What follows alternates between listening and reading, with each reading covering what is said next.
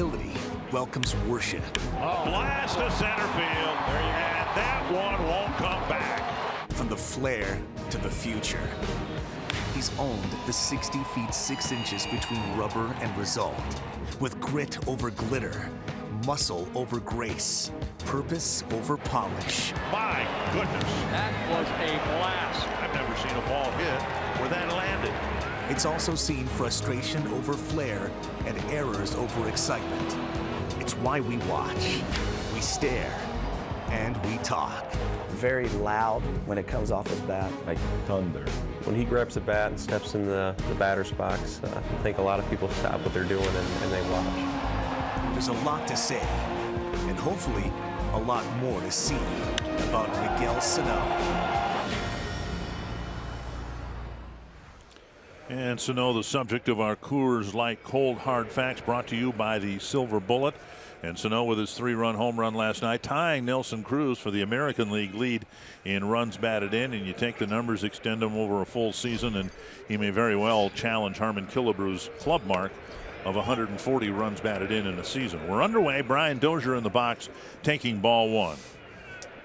And right-hander Christian Bergman on the mound here tonight for the Seattle Mariners, making a start. This is his 6th start, his 7th game.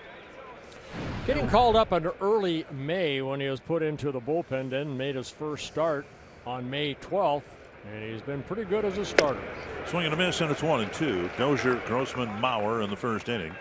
And one really bad start. We gave up 10 earned runs, 4 home runs in 4 innings to the Nationals. Other than that, he's been really good. Yeah, they said that night in Washington it was rainy. The staff needed him to go extra innings. That kind of left him out there for a while, and he did give up the 10 runs. But over his last 2 starts, he's 2-0 with a 1.38 ERA. Here's the Menards batting order tonight for the Twins. Dozier, Grossman, and Mauer. Sano hitting cleanup. Then Kepler and Vargas, Castro, Buxton, Adrianza.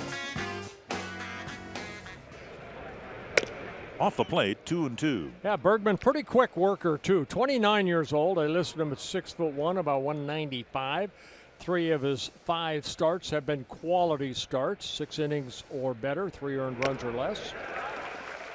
And he got an 89-mile-per-hour fastball by Dozier for a strikeout to start the game. Yeah, his second start for the Mariners, he worked 7 1/3 innings of shutout baseball against Oakland A's here. Then he pitched 7 shutout innings against the Boston Red Sox at Fenway Park. And in his last start against the Rays here, gave up only 2 runs in 6 innings. So he's been very, very consistent. And he kind of did that in Colorado a little bit, kind of started and relieved, but signed a minor league contract and started in the minor leagues, and now he's in the big leagues. Robbie Grossman hitting second and playing in left field. Grossman didn't reach base at all last night. Had an offer, didn't draw any walks. Hitting second and taking 2-0. The scouting report on Bergman, as the Twins will get and have gotten. Fastball not overpowering, maybe topping out at 92. Knuckle curveball, a slider, and a changeup. Grossman taking all the way, and he takes a strike. There's a fastball right there, clocked at 89.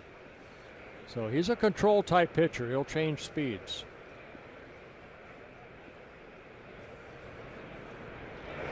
Fouled away now, 2-2.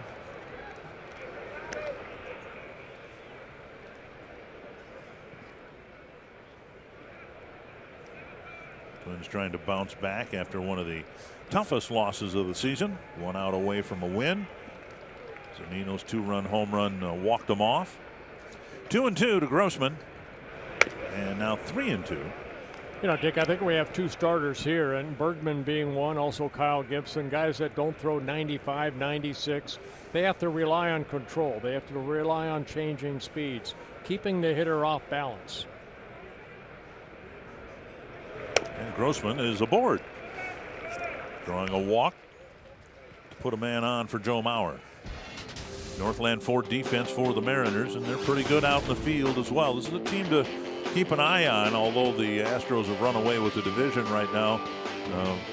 Mariners think they've got a good chance of getting into postseason play. Heredia, Dyson, Gamble in the outfield, Seager, Mater, Cano, Valencia the infielders, and Zunino behind the plate again. That's a good hitting ball club. The Mariners 4th in the American League in hitting at .262. Twins are 6th, hitting at .252 as a ball club. They won 9 out of 10 to get to the 500 mark. Mauer takes a strike on the outside corner.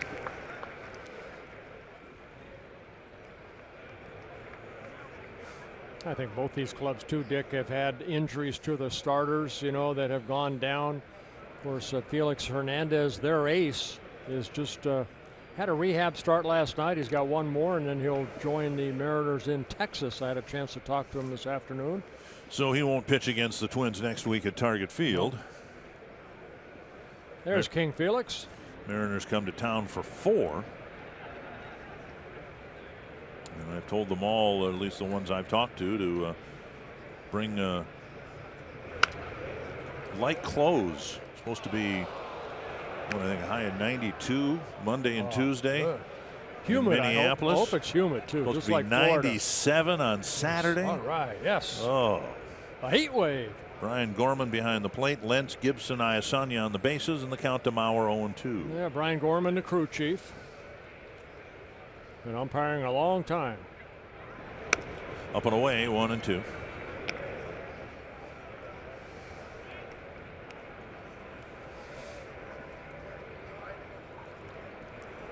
Bergman making his first career start against the Twins. Adrianza's the only one that has faced him. And Mauer on a foul tip strikes out, 2 down. An off-speed pitch, and Bergman picks up his second strikeout. We'll bring up Miguel Sano. Talked about adding and subtracting. That's what he did to Joe Mauer right there to get Joe to swing through a pitch for strike 3. Sano hit what we thought was going to be the deciding home run in the ball game. 3-run home run that gave the Twins a 5-2 lead in the middle innings. But the Mariners got one, then another one, and then the 2 in the 9th, thanks to Zunino's second home run. As we said last night, Sano's not only hitting home runs, he's hitting them in key spots. He did hit a deciding home run in the finale in Anaheim as the Twins took that series 3-1.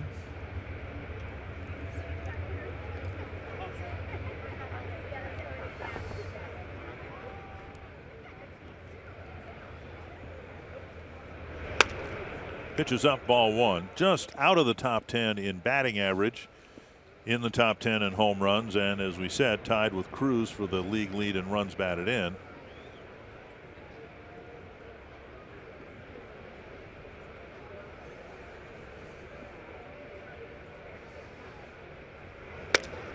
Up high. Talking with Scott Service, the Seattle manager, he said in just 2 games he's already noticed a profound difference in guys like Sano and Kepler in terms of plate discipline. And that last pitch might be an example of a pitch that Miguel would have swung at last year. Big swing and a foul, 2-1. He might have swung at that second pitch last year, and he took it.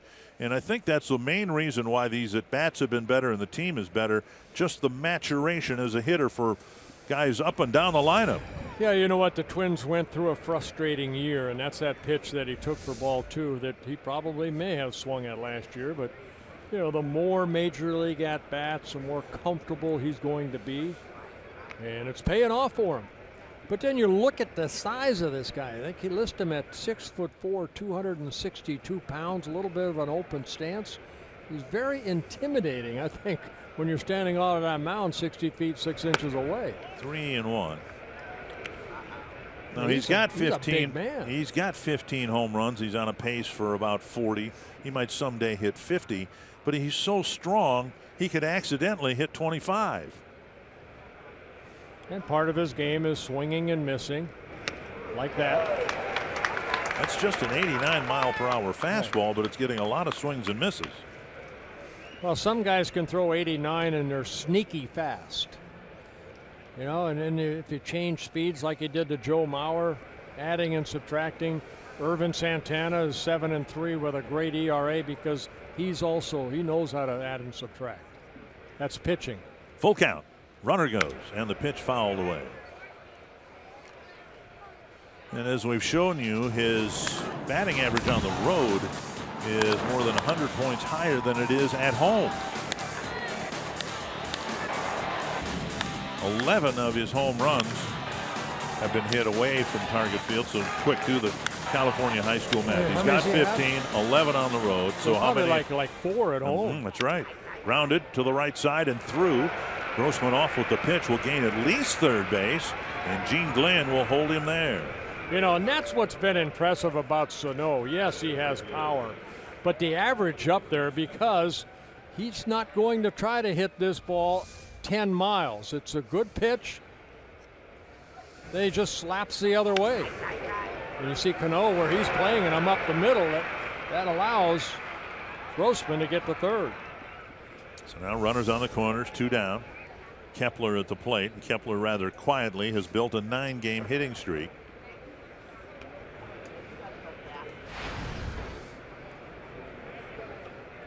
And the 9 games have done a whole lot to his batting average, because his hits have come 1, maybe 2 at a time. He hasn't had any 3-hit games or anything like that. Yeah, he started out of the blocks a little bit on the low side, but over his last 21 ball games, hitting .301, and currently on that 9-game hitting streak.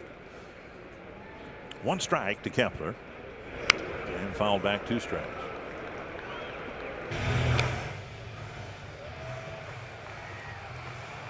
.25 pitches already for Bergman.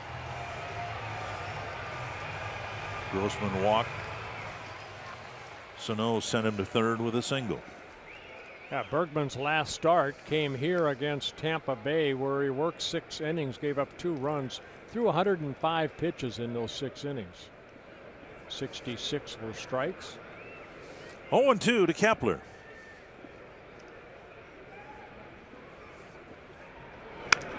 And flipped foul over the Twins dugout. Twins 29 and 26 in the American League Central. There are 3 teams, the top 3 teams, with 29 wins. They've just got different number of losses. The Indians idle today. The Tigers have already lost.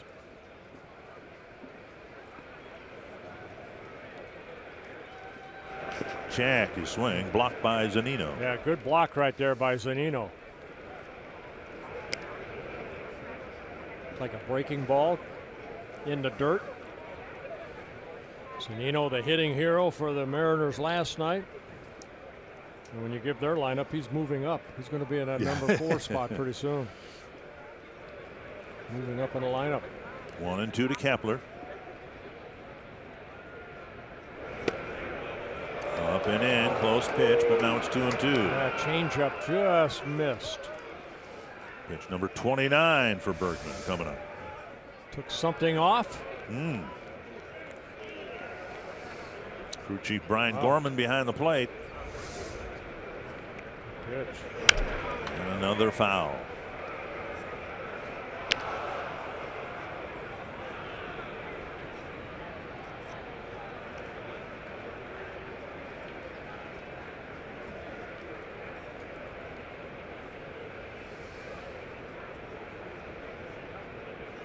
Thirtieth pitch of the inning.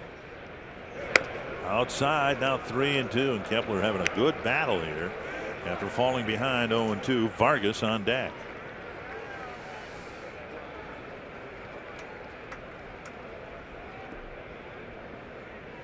Sano, the runner at first, will take off.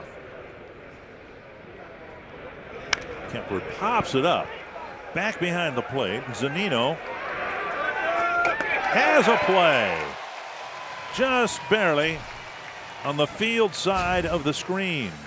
Twins have a long half inning, but they don't score. Now it's Kyle Gibson's turn.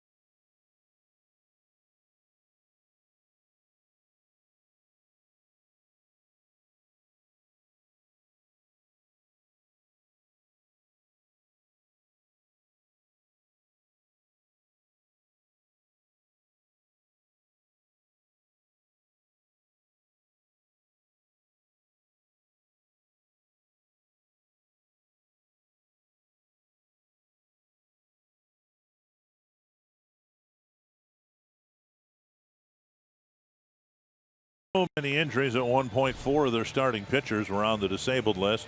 3 of them currently are. Here's his Menards batting order. Once again, without Nelson Cruz, who's got a calf injury. The lineup brought to you by Menards. Ben Gamel, Guillermo Heredia, Robinson Cano, Danny Valencia, Kyle Seager, Mike Zunino, Gerard Dyson, Taylor Motter, and Boog Powell. I feel like we're playing the Orioles when you say that. Kyle Gibson on the mound here tonight, making his 10th start, his 4th since being recalled from AAA Rochester. Last 2 starts have been a little more consistent for Kyle. And there have been a lot more of those first pitch strikes. And he's had good success against the Mariners in his career. In 6 starts, 2 wins, 2 losses, an ERA under 3. And 1-1. What stuck out at me against the Mariners, he has 6 starts, 4 were quality starts, something that Kyle is looking for the first time. He has not had a quality start where he's worked at least 6 innings and given up 3 earned runs or less. In the last 2 starts, he's gotten outs in the 6th. He hasn't completed 6, and he hopes that he can continue to have some success against the Mariners, because tonight's start and his next start will be Tuesday against the same Mariner ball club. 1-2. Struck him out on 4 pitches. Well, good breaking ball right there. So mixing in not only the fastball to get ahead, mixing in the curveball here early along with the slider. And now time for AARP's Getting to Know Kyle Gibson.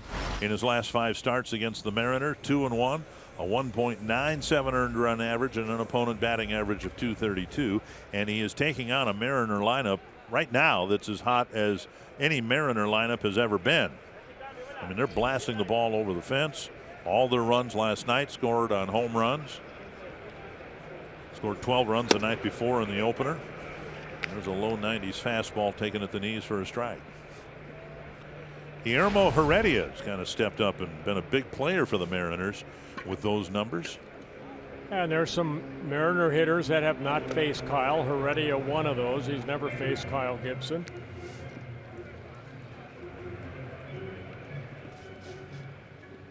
One and one. Heredia was in left here 2 nights ago, in center last night, back in left field tonight. Zipped inside, missing 2-1. Heredia, 26 years old, his 2nd season with the Mariners. Defected from Cuba, signed by the Mariners in March of last year. Chopper to short. Adrianza fields a low hop and fires to Mauer, 2 down. Northland Ford defense for the Twins with Polanco away from the team on the bereavement list. It's Adrianza doing the short stopping. Dozier joining him up the middle. Sano, Mauer on the corners. Grossman in left instead of Rosario. Buxton and Kepler out there in the outfield, and Castro catching again. 2 outs here in the first. That'll bring up Robinson Cano. And a good start for Gibson, a strikeout and a ground ball out. We'll keep an eye on that too. When he's on, he'll get ground ball outs.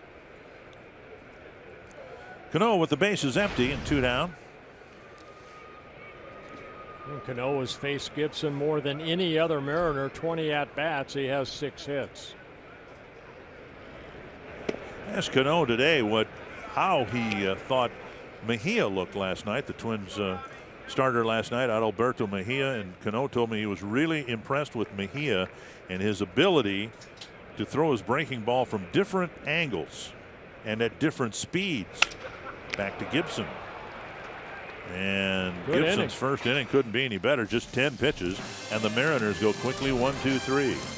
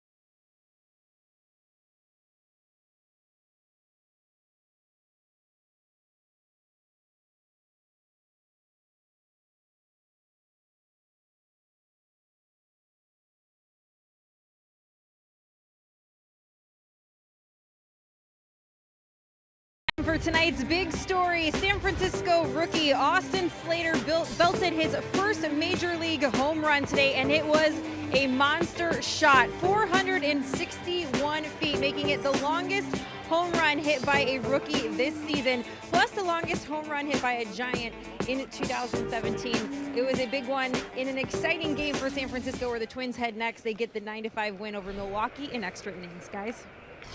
Well, thank you, Audra. Kenny Vargas leading off the second, taking strike one from Christian Berkman. Yeah, Vargas in his first at-bat since being recalled. He was the guy recalled when Polanco was put on the bereavement list, and Polanco can stay on that list for a maximum of 7 days. The presumption is that Polanco will be gone till we open up the homestand Monday at Target Field, so Vargas will have a chance here tonight, and then maybe a game or two in San Francisco to be the designated hitter. Yeah, Vargas is a left-handed hitter, a switch hitter, hitting .318. All 5 home runs coming from this side of the plate he has hit. Lifted foul down the left field line, back into the seats, 2-2.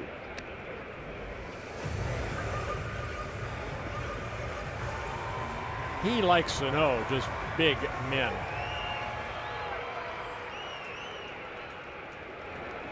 Almost like bookends. In the dirt, now 3-2.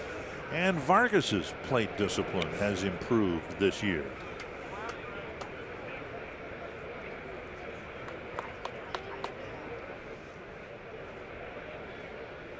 Full count to the leadoff man in the second. And that's lifted down the left field line. A long run for Heredia. It lands in foul ground by about 5 feet. Sanford Health injury report. We told you all about the Mariner starters on the disabled list. Here's the pitching update. Justin Haley started a throwing program. No discomfort. Hector Santiago is diagnosed with a strain of the muscle on the posterior side of the left shoulder. I think that's the backside, right? Right. And Phil Hughes is rehabbing, has yet to start throwing. And so those are a list of the Twins pitchers who have been dinged up this year. That is right Cano. to Sano. Well, Cano playing short right field, almost like softball. You know, you have that 10th player in the outfield. That's a rover. Well, that's your second baseman that was playing short right. One down, and that'll bring up Jason Castro. Castro with a 9-game hitting streak has his average up to 220.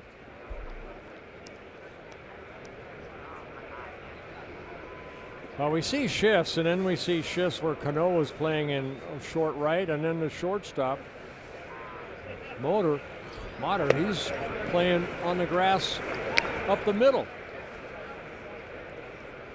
One strike to Castro. It's not respecting Castro's speed. I don't know that anyone ever has. Another swing and a miss, 0-2. Something about that 89-mile-per-hour fastball. He must have some deception to it. Must be sneaky fast, as you say, because he's sure getting a lot of swings and misses with it. 0-2. And fouled back. Well, Castro currently on a 9-game hitting streak.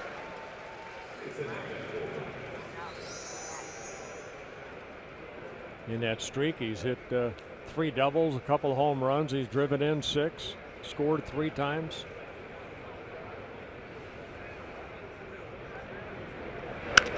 And another foul. As I mentioned, Bergman with that fastball, you know, he'll throw it about half the time, and then he'll mix in the curveball, the cutter, the changeup. Say he has a knuckle curveball, along with that slider and changeup. Castro took a breaking ball just inside. That might have been the curveball right there. 1-2. 3 seasons with the Colorado Rockies for Bergman. He won a total of 7 games and 9 losses, an ERA at 5.8. Now up high, 2-2. The Rockies kind of let him go. He was a free agent, signed a minor league contract by the Mariners, went to spring training, started the season down in AAA, and then got the call up in early May. And another foul. And you mentioned, Dick, you know, the injuries that have happened to Scott Service's starters. gives an opportunity for Bergman to get some innings in. They figured they would be a better than 500 club with Felix Hernandez, Hisashi Iwakuma, Drew Smyly, Paxton. That's back to center. And Dyson is there to make the catch out number 2. Pretty well hit ball. Castro had a decent at bat after falling behind 0-2. And now Byron Buxton.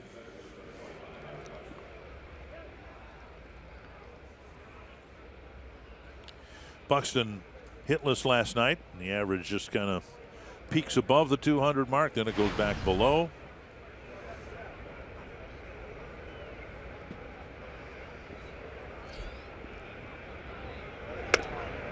Strike 1.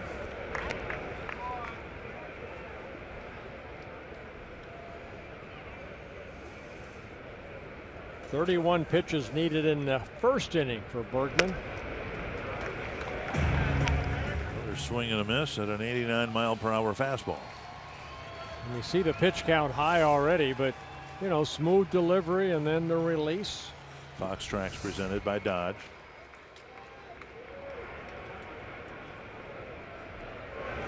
Breaking ball, swing and a miss. Buxton is gone on 3 pitches and a flip to first. A much better second inning. A scoreless second for Christian Bergman.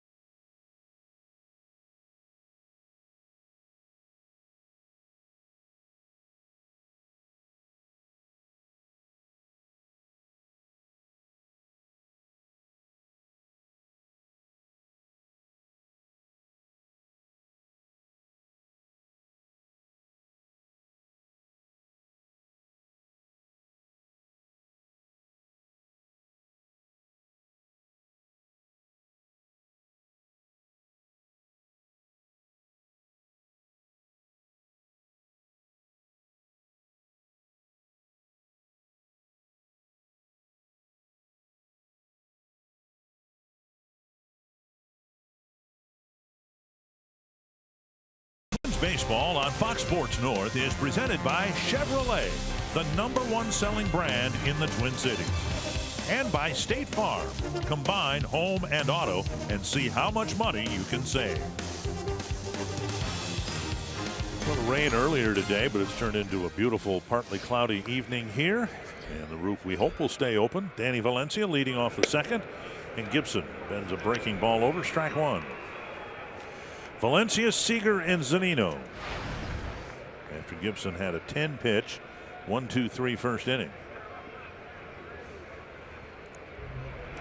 Another breaking ball for a called strike. You know, it looks like he's using that curveball more than we have seen in the past. So, and it's a hard curveball, not the slider, more the curveball.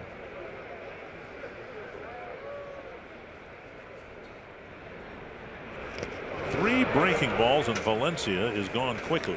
And strikeout number 2 for Gibson. And that'll bring up Seager. So good start so far. 4 batters able to get strike 1 on 3 of the 4. And Valencia swings at a pitch that completely out of the strike zone. One gone. That'll bring up Seager, who's hit a couple home runs already in this series.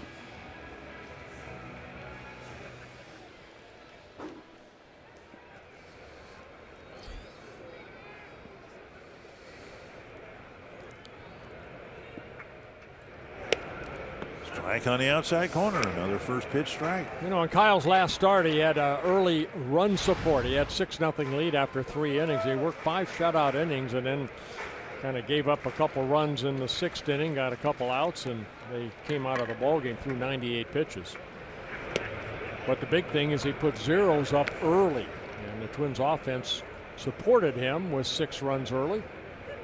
Had a 7-0 lead going into the 6th inning. At 6 strikeouts is a season high for Gibson.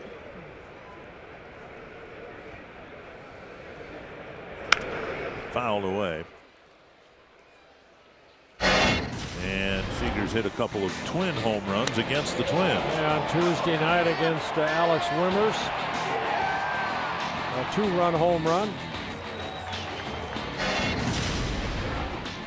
That was a 3-run home run, excuse me. And then last night's ball game.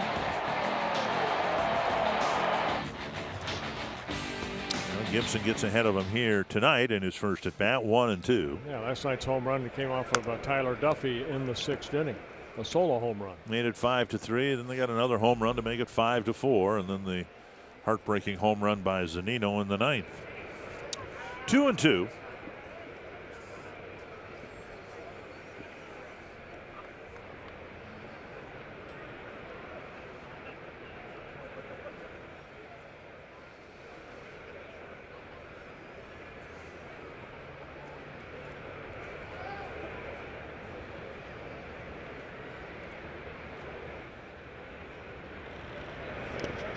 Down and in, now a full count with Zunino on deck.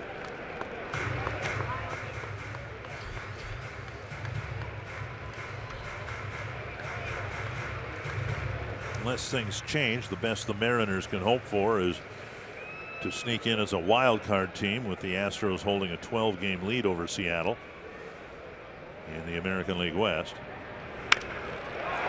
Dozier takes one high up off the chin or the neck area, and Seager's aboard with a hit. Got him right in the collarbone, maybe. That ball took a vicious hop up on Brian Dozier, who was playing where Cano plays in deep second, short, right field. Looks like it hit off his right shoulder area. Take a look. Boy, that ball came up hard. You know, and infielders are forever taking grounders, right?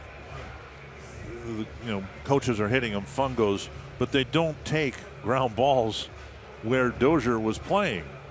And coaches with fungo bats can't hit the ball as hard as Seager just hit that ball. I can't believe they gave Brian an error on that.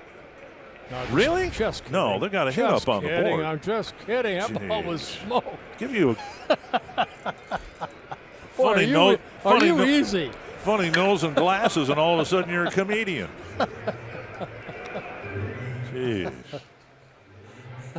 They, by the way, in the pregame show, we each eventually had the funny nose and glasses. That's a stadium giveaway here tonight. Right. There you go.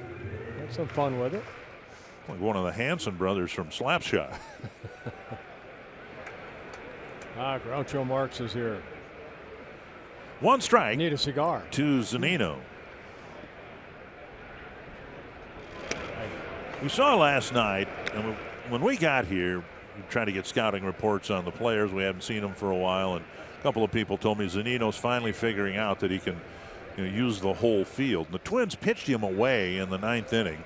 Every pitch Kinchler threw was on or near the outside corner,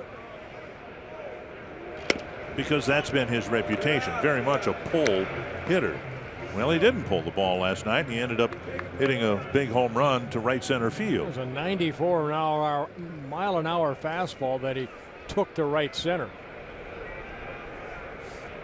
Well, they've been waiting for Zunino to really kind of come into his own. He's always been a good defensive catcher, but this one hit to right center and deep. Kepler back, and he'll make the catch.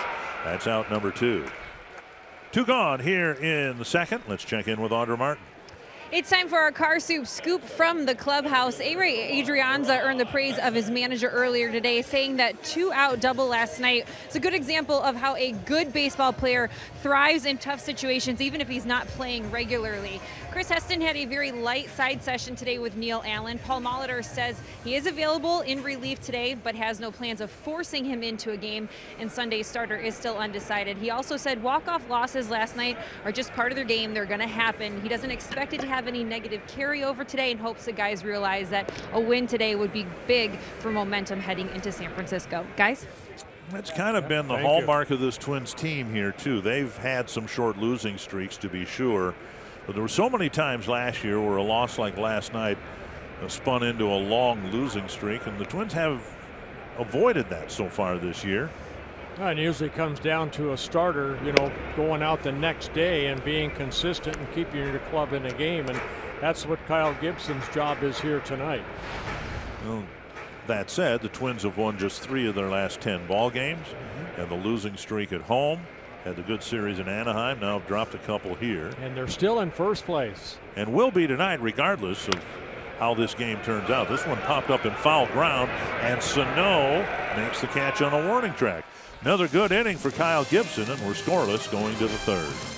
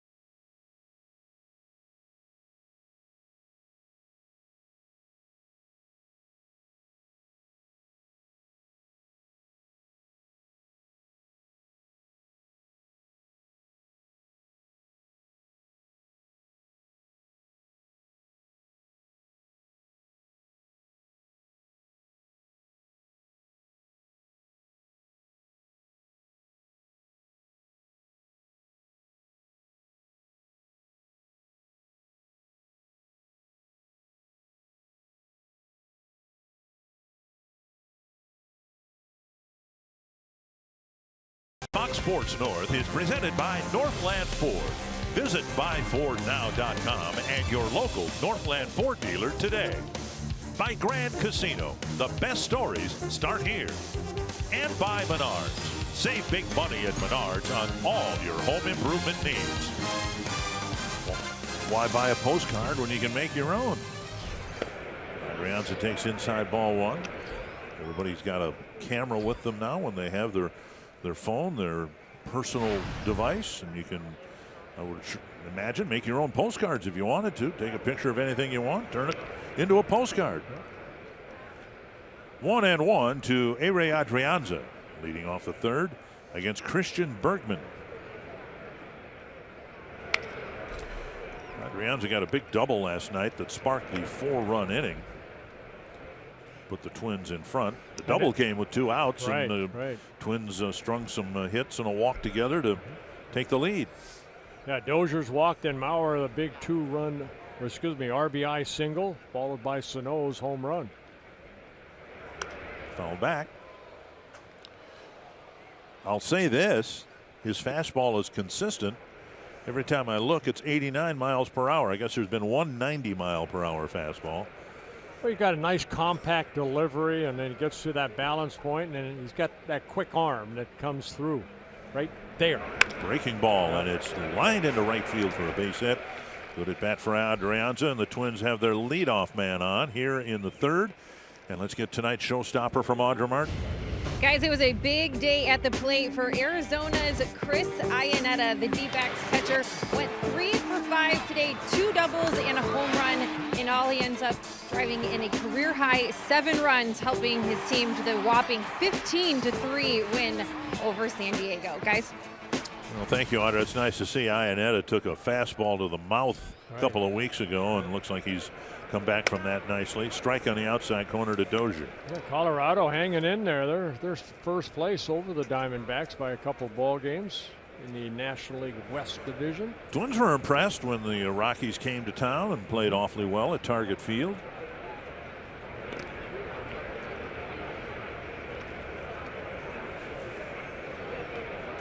It's one of the reasons why the Twins' home record isn't what the Twins hope it will be in terms of winning percentage by season's end.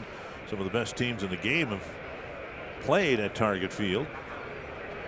There's a high fly to short left field. Heredia with the catch. Dozier retired, 1 down. The Red Sox have come to play at Target Field. The Astros have. The Rockies have. And the Twins have played their best opponents, toughest opponents, at home and not on the road. Here's Grossman, drew a walk, got as far as third base.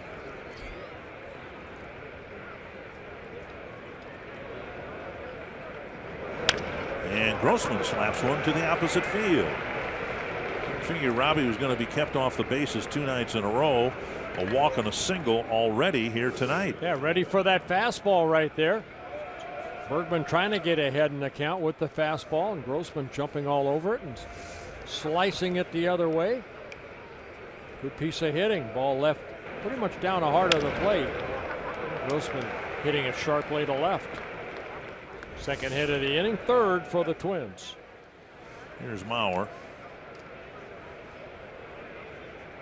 And it is worth following because Grossman was a surprise pick as a designated hitter for the Twins this year and started the night 5th in the league with a .403 on base percentage. There's strike 1 to Mauer. Mauer struck out on a foul tip his first time up. 3 singles for the Twins so far, 2 of them here in the third.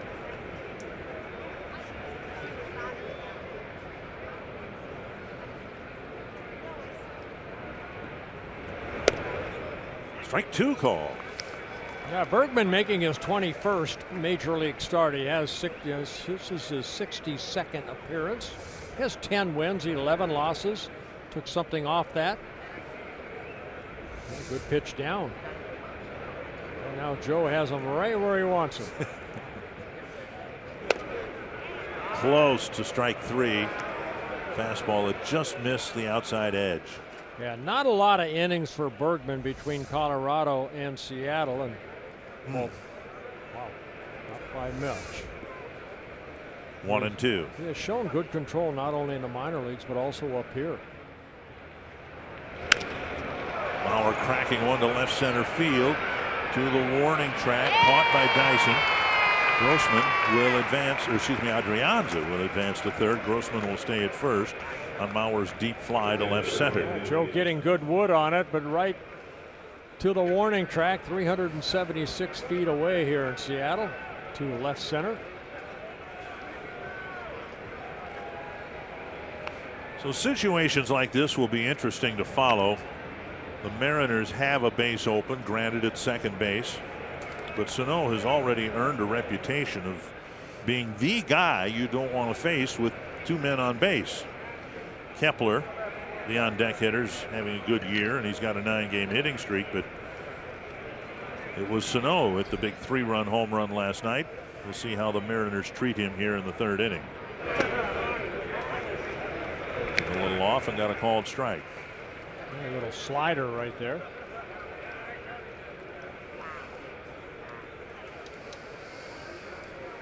Sano cracked a single to right his first time up. Nino sitting outer half of the plate.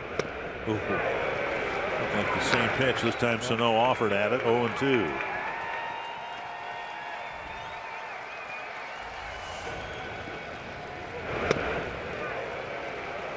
Very powerful swing that he swung through that pitch. His single in the first inning came with 2 strikes. Took a little more off and struck him out on 3. Twins leave 2 on again, and you're watching Twins baseball presented by State Farm.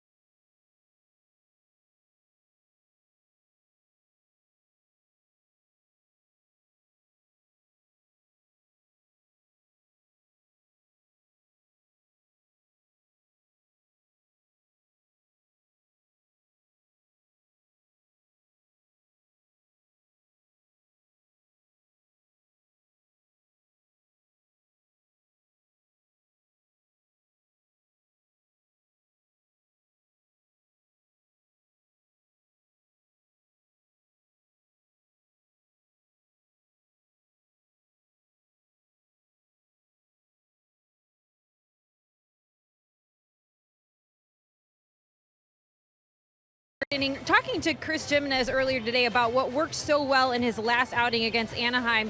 And Jimenez says that he wanted it to appear as if his sinker was falling over the middle part of the plate. So when they would plan to throw that ball, he would actually set up accordingly to be in the opposite batter's box. And he would actually give the umpire a heads up saying, hey, don't worry about where I'm setting up. Give that ball a chance to come back and work back towards the center of the plate. He said that helps Kyle get his confidence on that pitch, because right now he feels like Kyle Gibson is a bit too scared to pitch to contact. He needs to realize that that is his best pitch to contact and trust his stuff. And he says that that was what he passed along to Jason Castro today, to so set up on the outside and let the ball work its way back in. Guys, Sano from the baseline fires a rocket to Mauer. 1 down. Thank you, Audra. 1 away.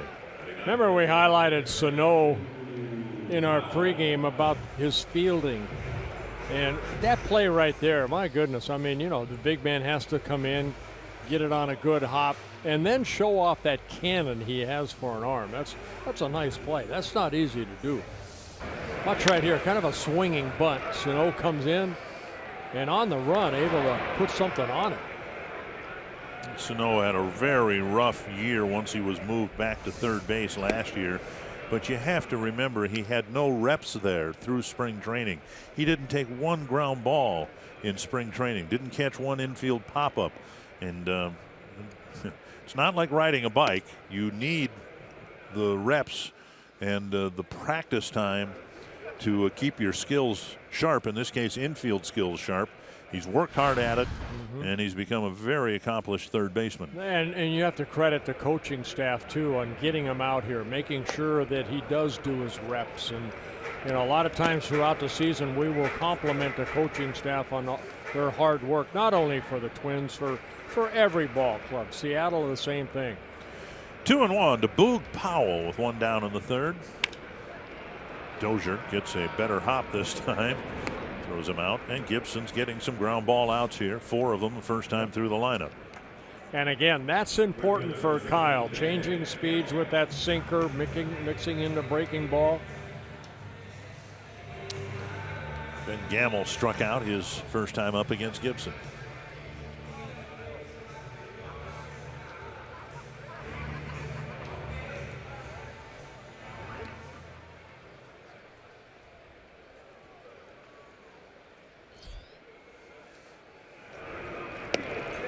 Pitch strike again. He's Scott Service was talking about how productive in the last week and a half the bottom of the Seattle lineup has been, and we saw that in this series already. And Gibson got the bottom hitters out without too much difficulty. Now Gamble's second trip to the mound, and he dribbles it into the dugout. 0-2. Throwing Gamble a lot of curveballs. He struck him out in his first at bat on a good hard breaking ball.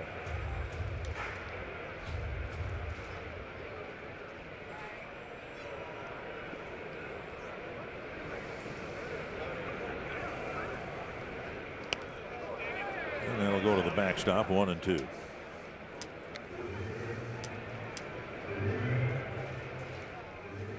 Yeah, last 9 ball games, the Mariners 6, 7, 8, 9 hitters have combined to hit 397. Yeah.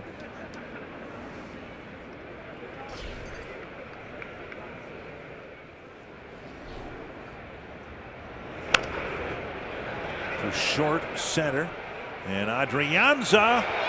Wow. Buxton behind him with a catch as Adrianza quit on the pop-up at the last instant.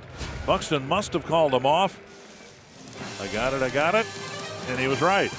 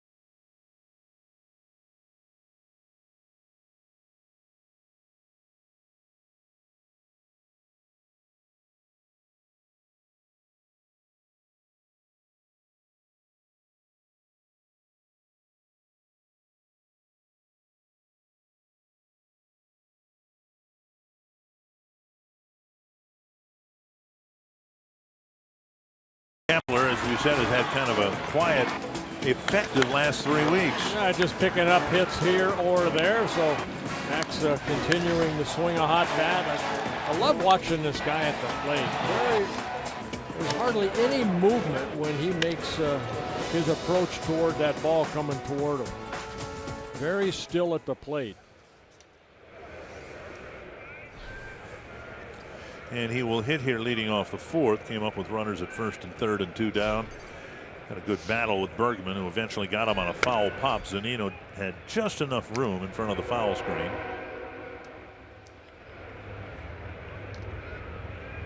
Kepler, Vargas, and Castro in the Twins' 4th. Over the inside corner, 1-1.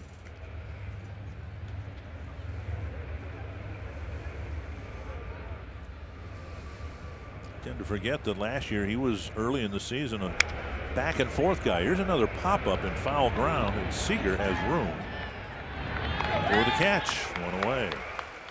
Kepler's fouled out twice here tonight.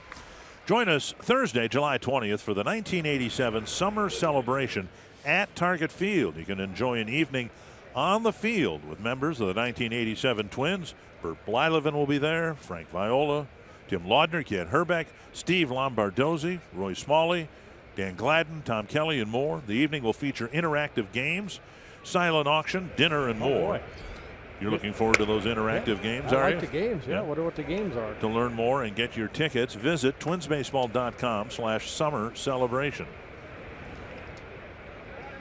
1-0 to Vargas, and a roller to the right side. Cano will wait, scoop, and fire 2 down. Yeah, good changeup right there by Bergman. Had Vargas way out front, and that created that ground ball out. Of course, there'll be a couple members of the '87 team who've passed away, who won't be there, Kirby Puckett and Joe Niekro would have fun with those interactive games. We can have a lot of fun with Joe Niekro in the interactive games with the Emery board. There's Castro. That had to have been, I mean, you guys were a fun-loving group, but that had to have been one of the more humorous things that happened. Well, he had a picture of his son in one pocket, and then when he emptied out the other one, a little Emery board that I still don't know. I mean, what are you going to do? Yeah, you took it out to the mound, which is illegal, but what's you going to do? A drive to deep right field off the bat of Castro, and it's not coming back. Jason Castro hits his 6th of the year, and the Twins break out on top. And he keeps his hitting streak alive now at 10 ball games.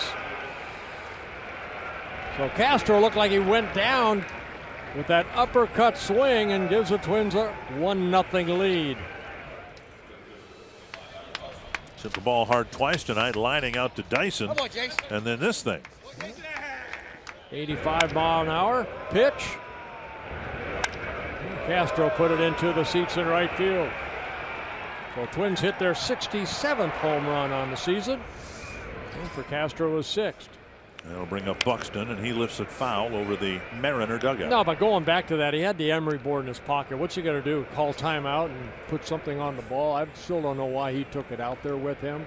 I know Tom Kelly and Dick Such told him not to, but he did anyway. Because between innings, he would sit there and file his nails down. But why he had it in his back pocket is beyond me.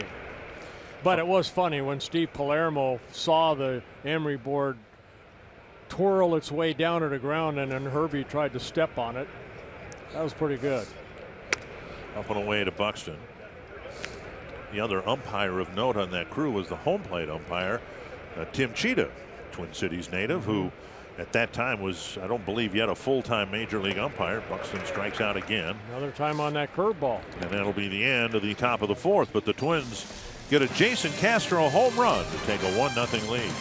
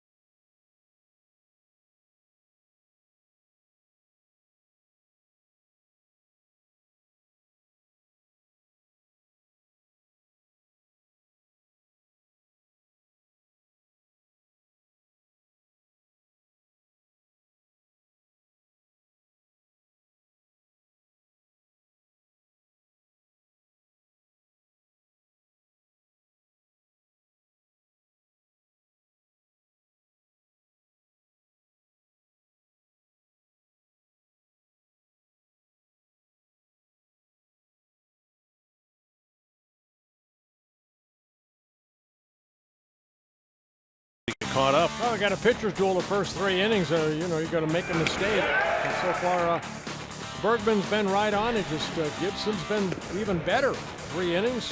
He's thrown only 35 pitches, and Jason Castro giving the Twins a 1-0 lead with his 6th home run. Now Guillermo Heredia will lead off the 4th. Gibson pitching with a 1-0 lead. And Heredia takes another first pitch strike. Yeah, 8 of 11 first pitch strikes so far for Kyle. For whatever reason, what the Twins have been preaching to Gibson since opening day, he has executed very well here tonight. Get ahead. He nearly got a swinging strike on the curveball. 1-1. I've seen more curveballs tonight than I have seen in his previous starts. 1-1. Fastball gets a swing and a miss. And a good sinker right there. That ball had some sink to it, and that's Kyle's bread and butter pitch. It was a couple years ago when he won 13 ball games. And it was years before that when the Twins drafted him out of the University of Missouri. Right. Now here's a curveball. Get it down. Not a bad pitch right there. 2-2. Mariners bringing a season-high 5-game winning streak into this game.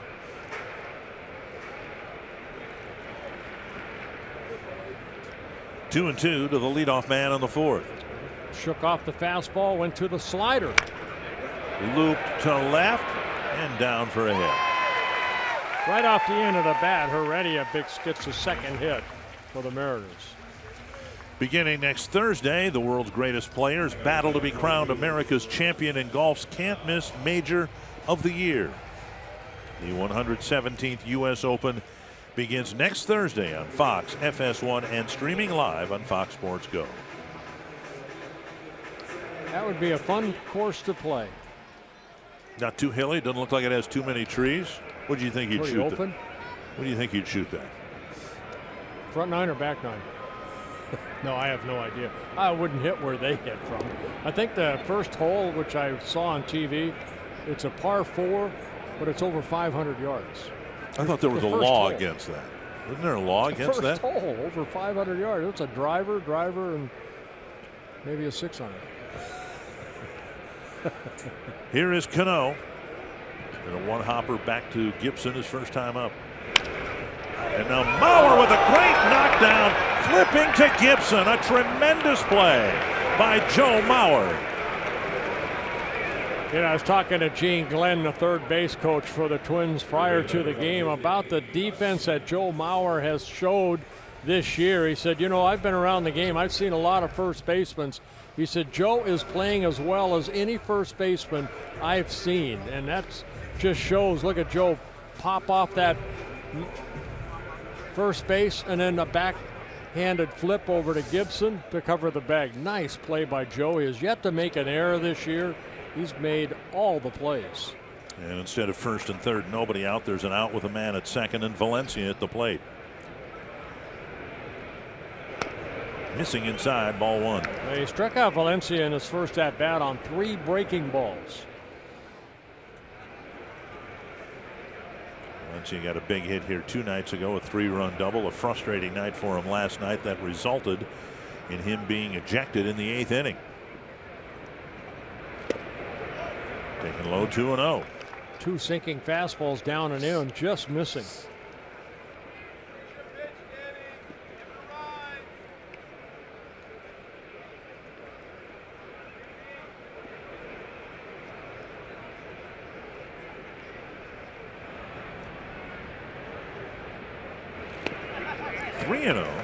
Base open, but Seager's on deck.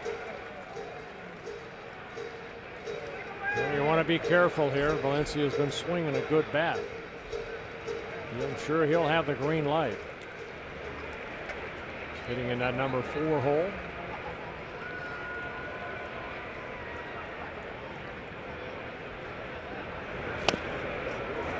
Castro set up on the outside corner, and the pitch cut the plate in half. 3-1.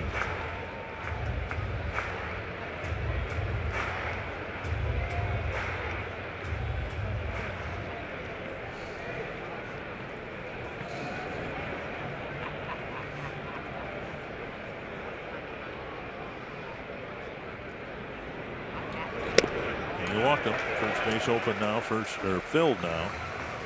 First and second, one down for Seager. First walk for Kyle. Sets up possible double play. Well, Kyle has had 7 double plays turned behind him. 5 of his 10 outs have come on ground balls.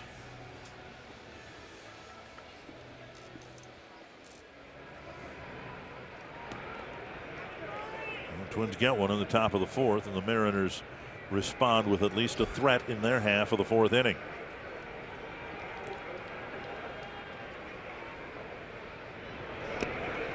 dirt ball one.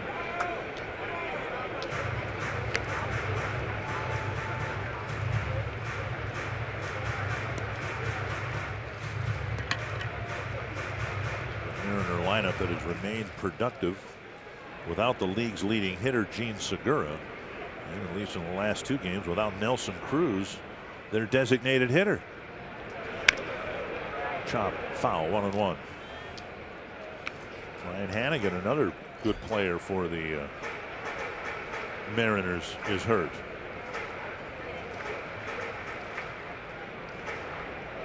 Or Matt Haniger, I should say.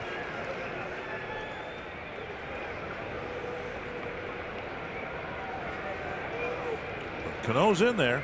Gibson's gotten him twice. Now he's trying to get Seager for the first time. Seager singled off the chest or collarbone of Dozier his first time up. That's lifted to left center field, and Buxton ranges over. And the catch is made, and Heredia played it halfway. Good pitch right there by Kyle. Worked the outer half of the plate. Seager went the other way, hit the fly ball for the second out.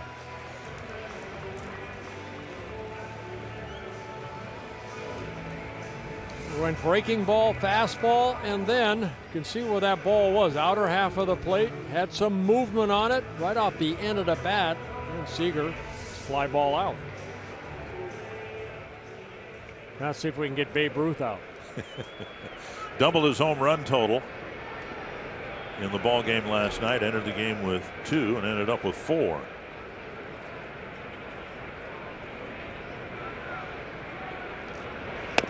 Out in front, strike 1. It's been in situations like this where Gibson has failed to pitch his best, to deliver the best pitches with men on base. Yeah, and this is where he knows he has to improve. 50 pitches right now for Gibson. 30 have been strikes. 1 strike to Zunino.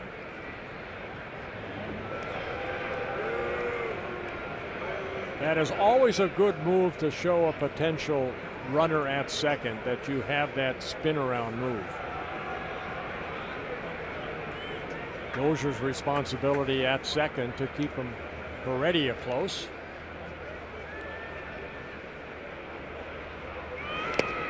Dug out by Castro. Fastball in the dirt. 1-1.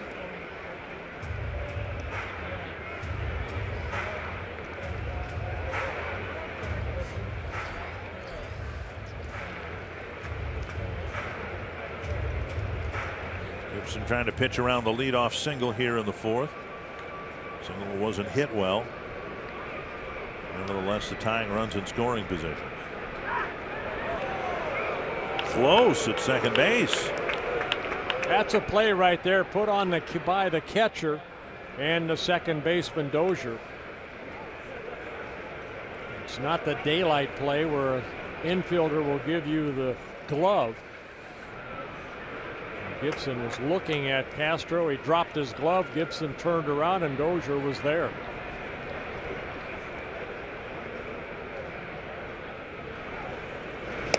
Good in front again. Yep. Kyles has shown a very good curveball here tonight. It's the best curveball I've seen him throw. Watch this right there. Straight down. Good tilt, as they say, right? Still 12-6.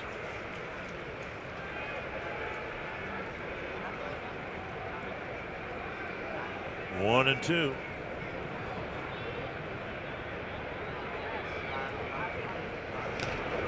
Jack swing 2-2, and another nice job by Castro.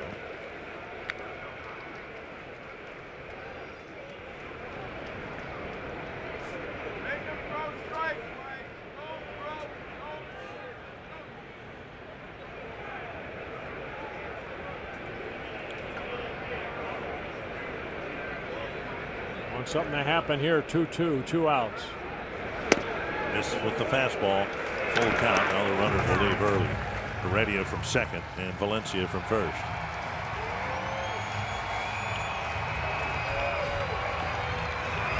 Does he have the confidence to throw that 3-2 curveball right here?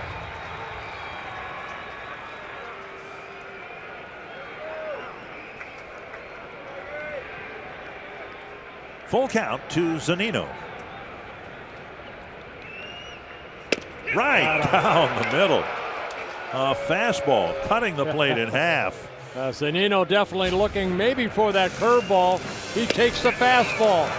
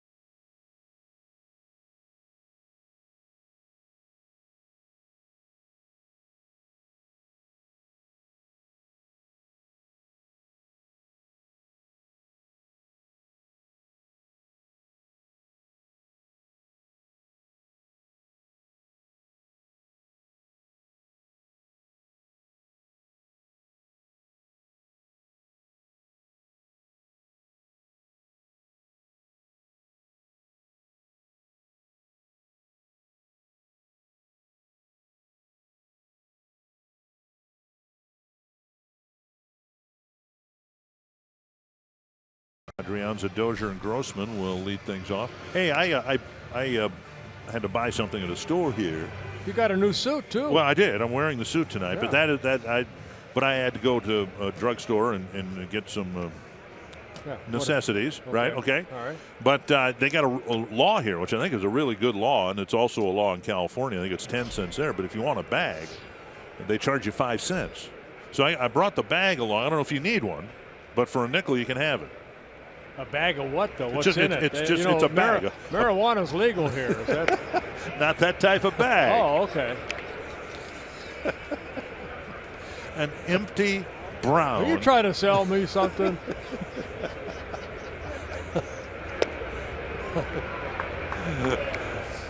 Anyway, I paid a nickel for the bag, and I'll let you have it for 4 cents. No, a little marked down. Hey, thank you for asking. Oh, you don't want it though? No, I need the other bag. 2-1 to Adrianza. Singled and got as far as third base his first time up.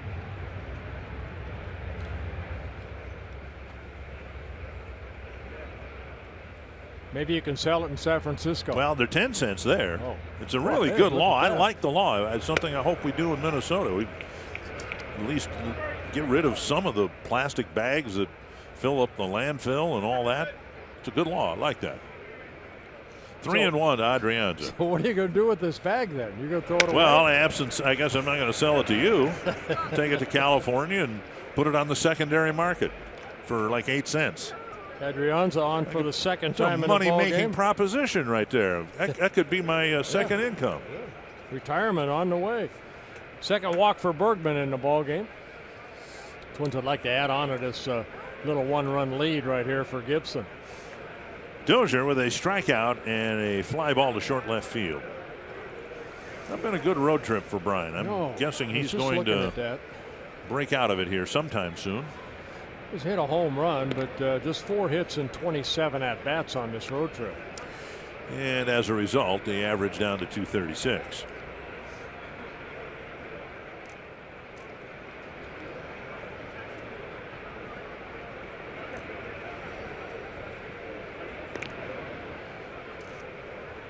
Adrianza with 1 steal and 2 tries.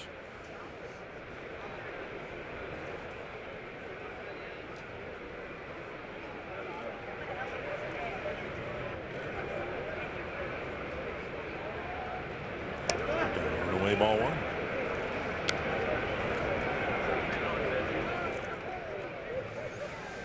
Bergman originally signed by the Colorado Rockies back in 2010 out of Southern California, 24th round out of UC Irvine. Place that I used to train to get ready for spring training, UC Irvine, right in Orange County. Another pop-up, this one down the left field line. Heredia runs in, Seager runs out, and it was a shortstop, Motter, who made the catch. One down in foul territory. It is Motter who caught the ball, one away. Yeah, it's another pop-up for Brian, and that's what he's been doing a lot, hitting a lot of pop-ups. We'll bring up Grossman. Yeah, Motter, a good catch right there between three guys, Seager, Heredia, and it's Motter that ends up catching. Grossman with a walk and a single so far. They shifted him in the first and third innings, and they do put a shift on again. His single went over Seager's head into left field. He jumped on the first pitch in the third inning, got the single to the left. And lifted foul.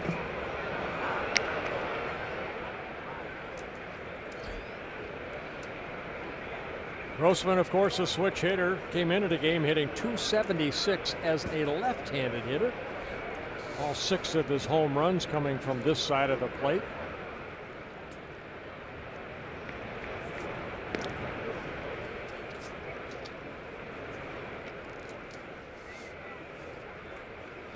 Grossman hit .242 from this side of the plate last year, and .344 as a right-handed batter. There goes Adrianza. The pitch is outside, and Adrianza is safe at second. A steal of second for the Twins shortstop on a pitch that was outside to Grossman. Kind of almost like a pitch out right there. Zunino made a good strong throw, but a good jump right here. And the throw a little high, but Adrianza ends up getting that left hand on the bag and then holding it there. Well, he did not. Be careful. If he'd have held it, they might have gotten it out. And Scott Servais looking at his bench coach, hearing from the replay guy that the Mariners have that they won't challenge it. That's why, again, it's important for that middle infielder to keep the tag down there. 1-1. And now to right field. And a catch made by Gamble for out number 2. Yeah, Gamble got a good jump on that to catch that fly ball for the second out. And that'll bring up Joe Mauer. Tuesday, June 20th, University of St. Thomas night at Target Field. A limited number of St. Thomas theme night ticket packages are available that include a game ticket and a purple and gray Twins cap. Learn more at twinsbaseball.com/St. Thomas or call 800-33-TWINS. See what Mauer can do here with a runner in scoring position and 2 down. Mauer has struck out and hit a fly ball to the warning track in left center, hauled in by Dyson.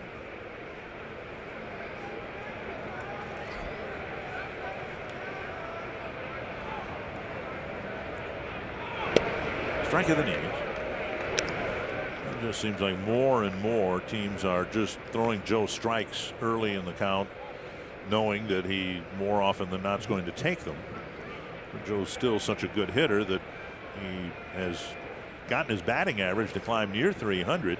He's doing well with runners in scoring position this year, hitting .340. Dribbled right side. Cano bobbles it. And Adrianza now hung up between third, and now the ball gets away from Seager. Adrianza will come in and score, and Mauer to second base. There will be 2 errors on one play, I believe, charged to Robinson Cano. Sure-handed Cano does not do this too often. The ball came up, hit the heel of his glove, and then the throwing error that short hops Seager at third. For Cano is only second and third errors of the season. So the Twins take advantage of the extra out. Adrianza was hung out to dry between third and home, but Cano's throw across short hops Seager, who did not block the ball. And that allowed the second run to score. Now Mauer at second and Sano at the plate, 1 for 2. Inside ball 1. Adrianza's stolen base sets up the second Twins run. It's hard for me to say too. And that's the most discouraging thing. Popped up out of play. You know, and with the shift, Cano felt like he had to hurry.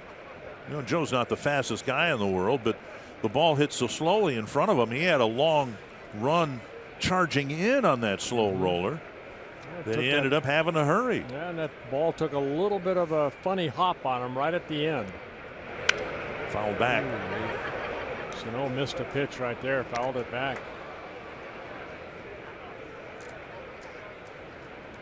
So the Twins have taken advantage of the Cano errors, and now Sano trying to really make it hurt. 1-2.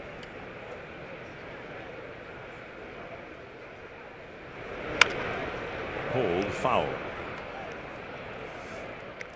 He struck out Sano his last at bat on a good curveball down that Sano swung through. And Bergman left the curveball up right there. 91 pitches for Bergman, 61 strikes. Struck him out on a slow breaking ball his most recent time up. And he got him again. And there needs to be throws, and Eno on target. Twins get a leadoff walk, eventually a second run without the benefit of a hit.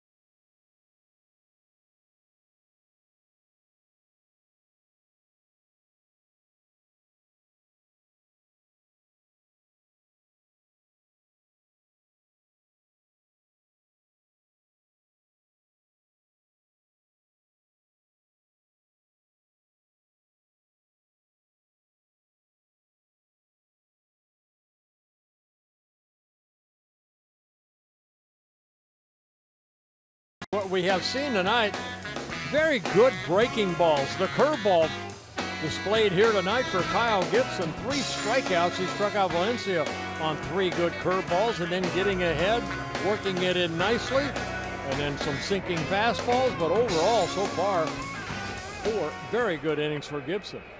55 pitches, 32 strikes.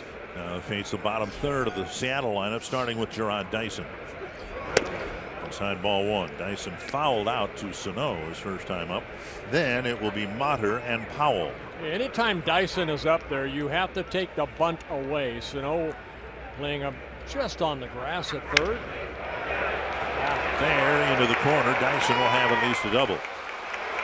Well, it might be 3 for this speedster. Took a long time for Kepler to dig it out of the corner, and it's a triple.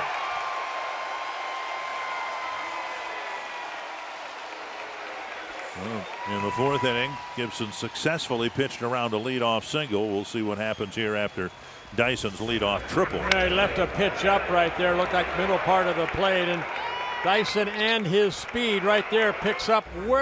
Where's that ball? Where's Kepler? Is it banging around that wall down in the corner? Right there. You see him pick it up again, and then scoots in the third. His second triple of the year. And now Motter will hit. Twins playing the infield back, although Sano's about even with the bag at third, and Mauer even with the bag at first. Motter hit a ground ball to Sano his first time, and a little chopper in front of him. And again, Scott Service talking about how productive the bottom of the lineup has been for the Mariners in the last week and a half. Sano knocks it down, stares at Dyson, and fires to Mauer. And that one might have hit Sano in the wrist rather than the glove, but he made the play. I tell you what, that's a heck of a play because Motter hit the heck out of this ball. He had one hop Sano. And take a look at Sano's. He has to reach up. Yeah, hit the heel of his glove. And Sano gets it and gets the out at first. And Dyson has to say a third. Nice defensive play. Now, Boog Powell hit a ground ball to Dozier his first time up.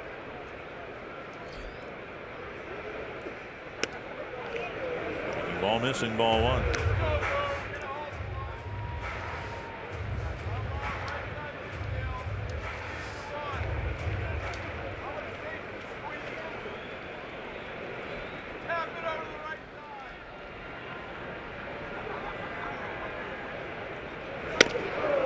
Breezed him up and in, 2-0.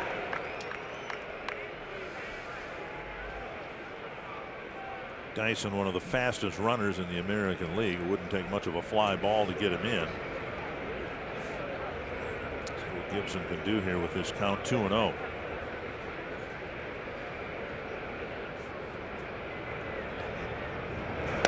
Jack to swing, 3-0. Yeah, you want this guy to swing the bat, okay? Guy at third base, and I know when I was out there and there's a guy at third and nobody out, you know what? He's almost going to score, but you don't want to walk guys to create a bigger inning, especially the number 9 hitter. 5 hits and 27 at bats this year for Powell. That's right. Second game in a row where the Mariners have their designated hitter batting 9th. Last night it was Chooch Ruiz, and he hit a home run. 3-1.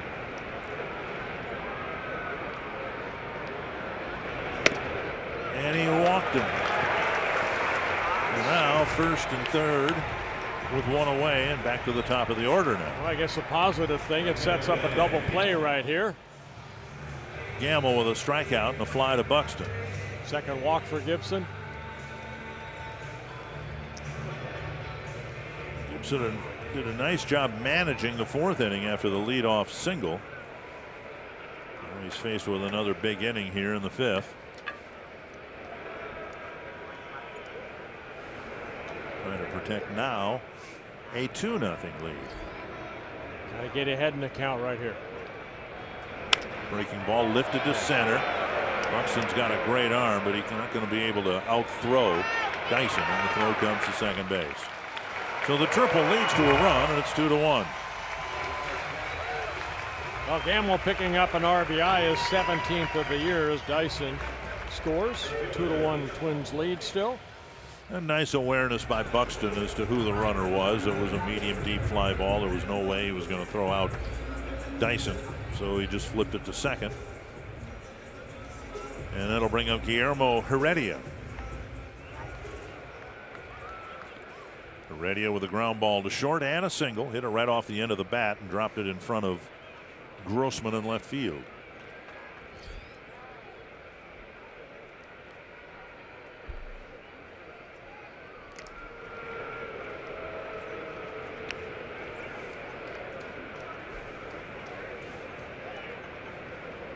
Powell at first has not attempted a stolen base, and Kyle pretty quick home. He'll utilize that slide step.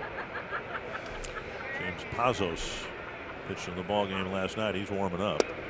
And there's a first pitch strike to Heredia. Good curveball there.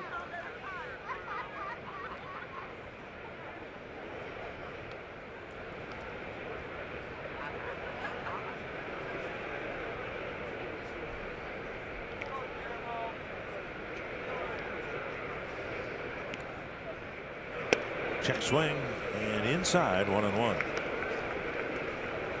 Again, the story of Gibson's first 2 months is innings that just blew up in his face, and there was a chance for that to happen in the 4th, and it didn't. And a chance for it to happen here in the 5th, and he's one good pitch away from keeping it from happening here too. 1-1. Runner goes, and the pitch chopped to the right side on a hit and run. Rounding second, Powell will gain third base. Beautifully executed by the Mariners, and the tying run 90 feet away for Cano. Yeah, Heredia picking up his second hit on a perfect hit and run. Brian Dozier was going to the bag at second, and that left that big hole right there that Heredia just shoots it into right field. Nobody there. And Powell just keeps running. Bat control by Heredia, and he's got his second hit. And now Cano will have a chance almost immediately to atone for the errors he committed that gave the Twins their second run. So far tonight, a comebacker to the mound, and he was robbed of a hit by Mauer, who made a great high diving stop of his chopper after Heredia's single in the fourth.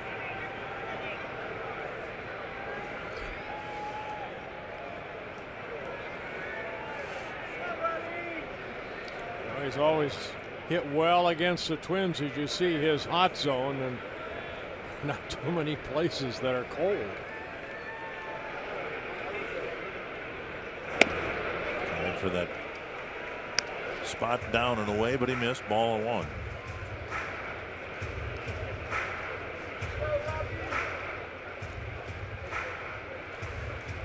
Mariners have one, threatening to tie it up or take the lead here in the fifth.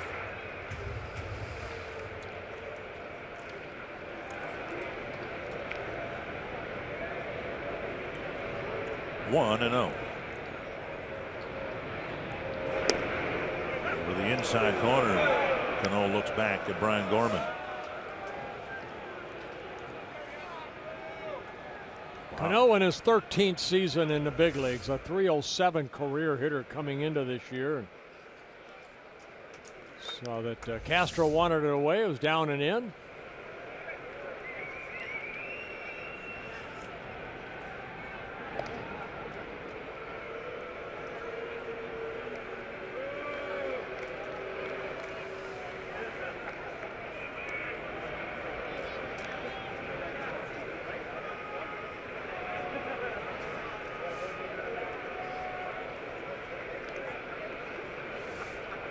Pitch number 70 coming toward home plate by Gibson. Second inning in a row where Gibson's pitched under duress. To center. Buxton back and leaping and making the catch in center field.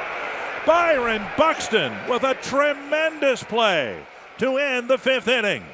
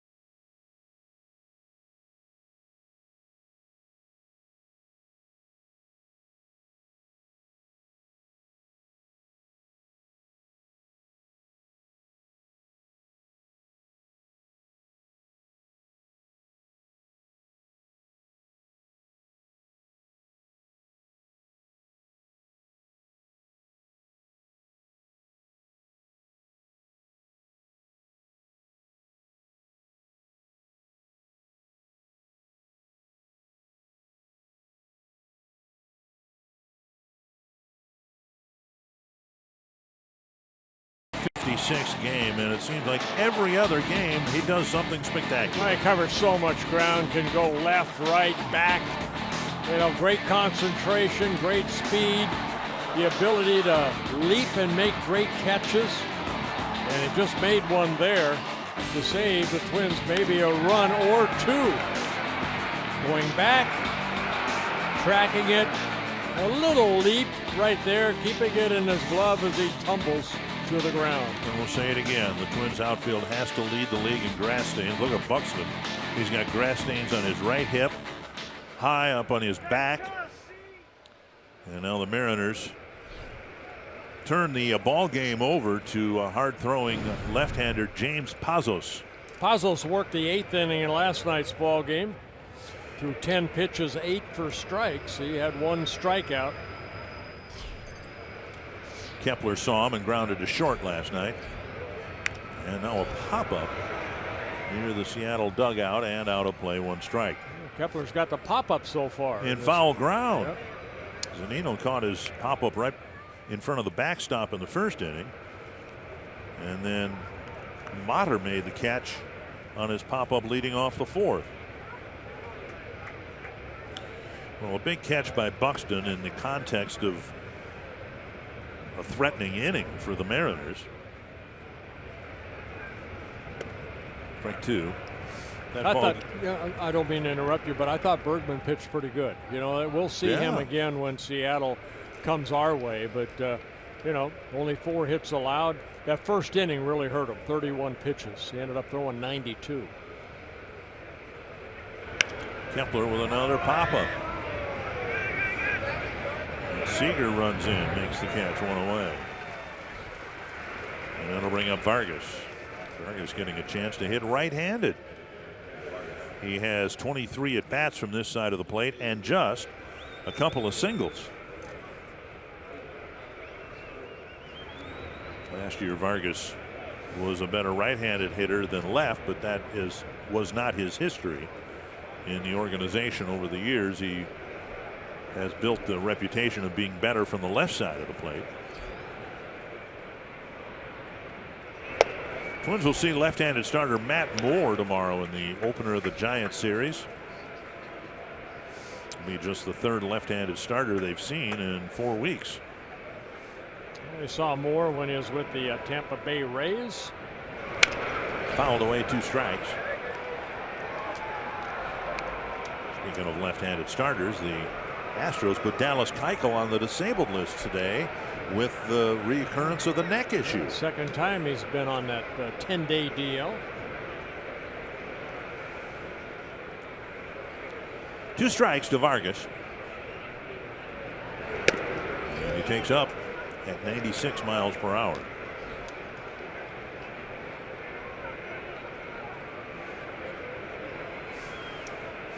You mentioned it the other night. These Mariners have some guys in that bullpen that can get that ball up to the upper 90s. It was 96, but up a little bit. Now it's 2-2. Vargas, the DH, and it's kind of a revolving situation again for the Twins manager with Grossman, Rosario, and Vargas kind of on a nightly basis filling 2 spots. Tonight Rosario's the odd man out. Chopper to short. Fielded. Backpedaling. Motter comes up firing. A stretch at the other end by Valencia. 2 away. Nice play by Motter at short. Target Field's become the top choice for families throughout Twins territory, celebrating all kinds of special occasions. You can schedule your special event in a fully catered Target Field suite available for groups of 16 to 150 plus. Learn more at twinsbaseball.com/groups or call 833-TWINS and schedule your suite at Target Field. 2 down. Here's Castro. Line to center and homered to right. That against the right-handed starter Christian Bergman. Checked his swing and took ball 1. Pazos's inning last night was so quick. Would you say 10 pitches? 10 pitches, 8 over the plate. Scott Service can bring him back for an inning here tonight.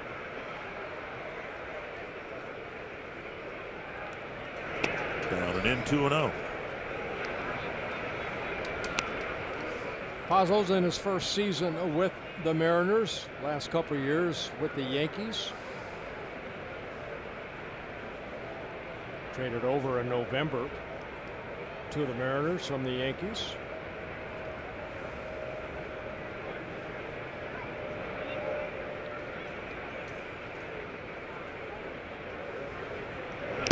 And Castro swings over the top of a 95-mile-per-hour fastball. 2-1. And no Steve Cishek warming up. Side armor.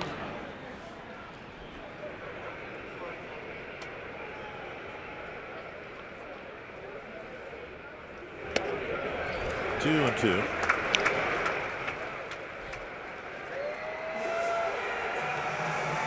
Mariner bullpen's been very good. It's one of the reasons they've won 9 of their last 10 games.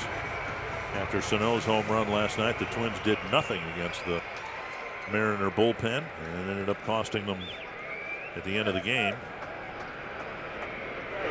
Breaking ball got him, and Castro knew it. 3 up, 3 down for Pazos. You're watching Twins baseball, presented by State Farm.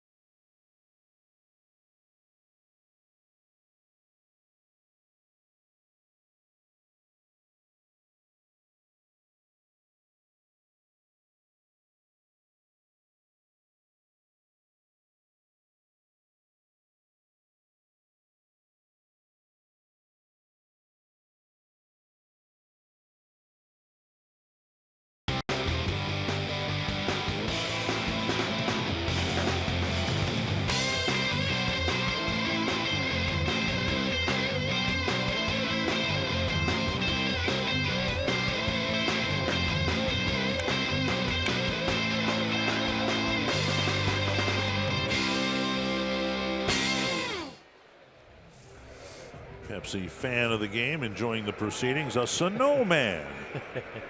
Very nice. Well, Kyle Gibson trying to do here in the 6th inning what he's tried to do 5 other times in his 9 starts, and that's get through the 6th inning. He delivers strike 1 to Danny Valencia, who's gone down swinging, and then he drew a walk on the 4th.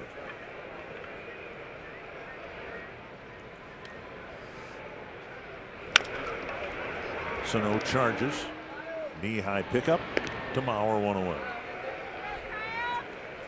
And for the first time this year, Gibson hopes to complete 6 and maybe 7. The pitch count would suggest he'd, unless he runs into a lot of trouble I just here. said, 5 out of 9 starts, he's gone into the 6th inning, but unable to get through 6.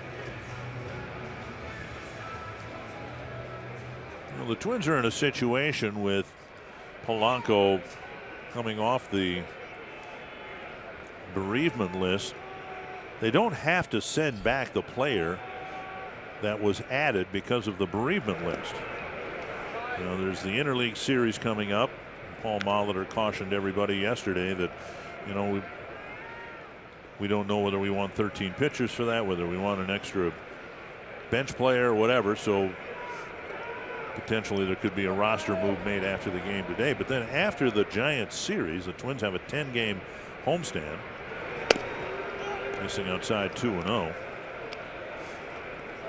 And the Twins might, well, I know they want to, but whether they'll feel they'll be able to.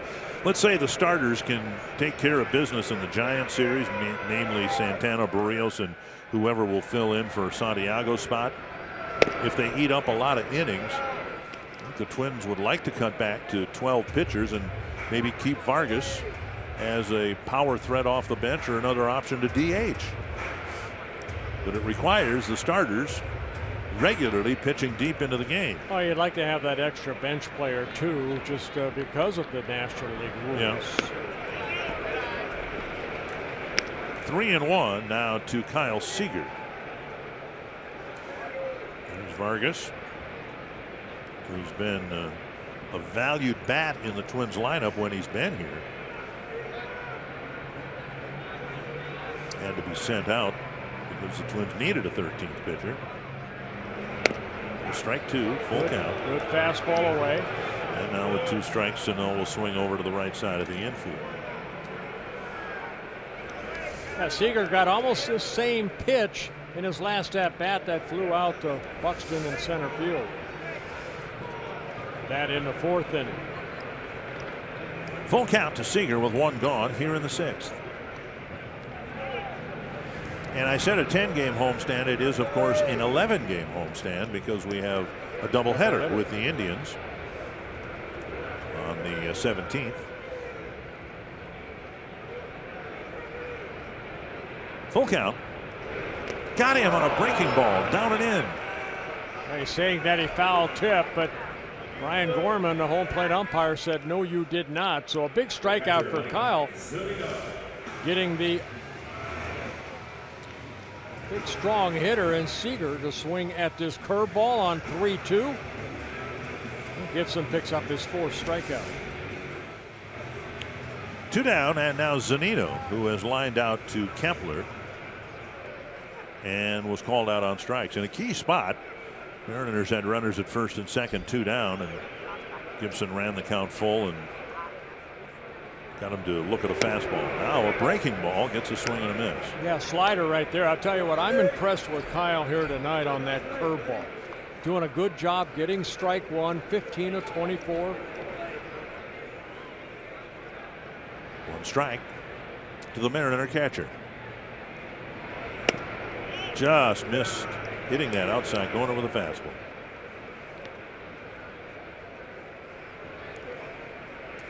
Eighty pitches for Gibson. You see that fastball that does come back a bit. Just not as much as Castro framed it. Back to the breaking ball. That looked like the changeup right there. Good location. So definitely the best start for Kyle Gibson yet.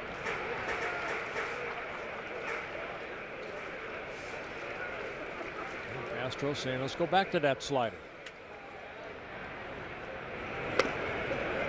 2-2.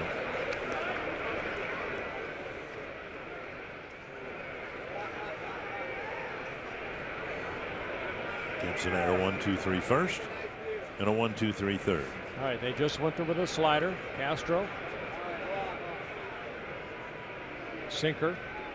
Give me a good sinking fastball inside. Left up and fouled back. Yeah, but he had something on it and he went in. Believe me, you'd like to throw every pitch that the catcher calls exactly where you want it, but the execution was there as far as releasing that ball, and they had something on it, and it was inside. So he went slider, fastball in. Let's try that changeup again. And left in the inner half of the plate, tap foul.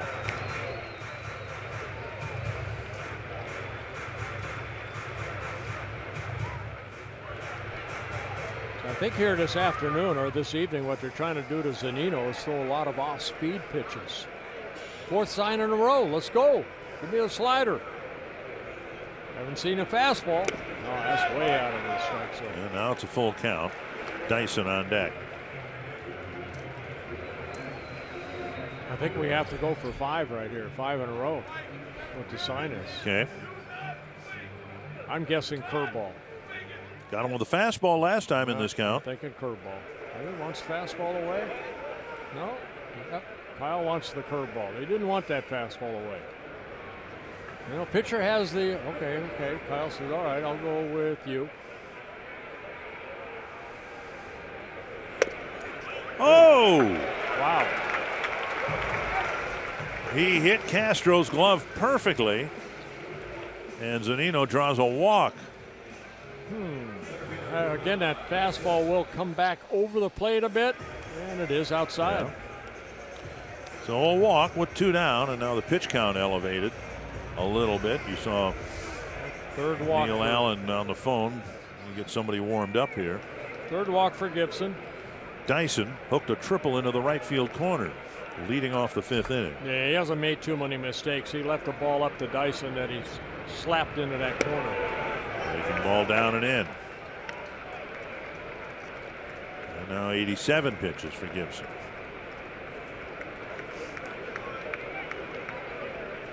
Well, because of Gibson's short starts that he's had in the first 9 starts, the most he's used, in his last start he had 98, and that went over the Angels. Popped up behind second base. Adrianza wants it, and Dozier will let him have it.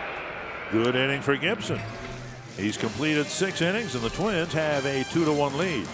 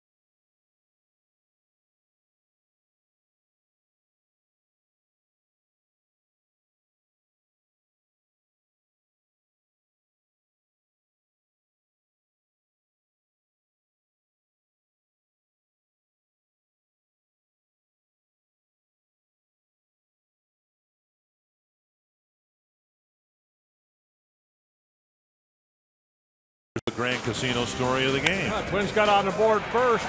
Jason Castro in the 4th inning hits his 6th home run of the year. Gave the Twins 1-0 lead, and then a rare 2 errors by Cano allows the Twins to take a 2-0 lead. And Dyson, after a leadoff triple, scores on a sacrifice fly, makes it a 2-1 ball game. Gibson 6 very good innings, and with the help of Buxton right there, he's allowed only 1 run. Steve Cishek comes into the game. First 5 1/3 innings for Cishek. He's got that unusual delivery, and he'll come in here to face Buxton, Adrianza, and Dozier. Yeah, Cishek was once the closer for the Miami Marlins, now in his 2nd season with Seattle. Making his 7th appearance.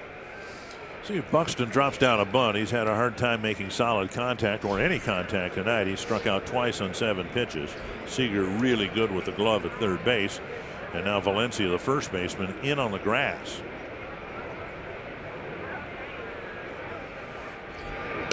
Breaking ball wide of the plate.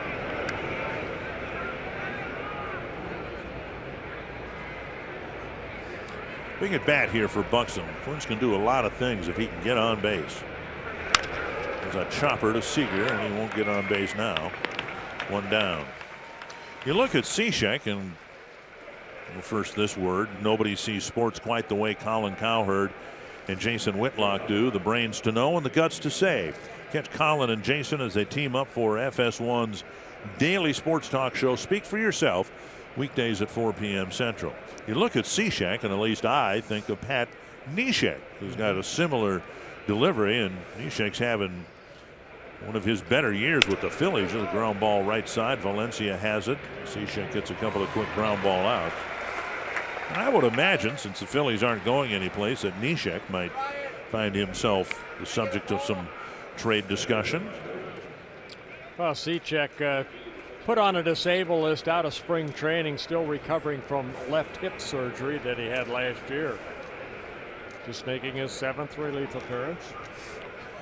5 up, 5 down for the Twins, for the Mariners bullpen. And here's Dozier, who's 0 for 3.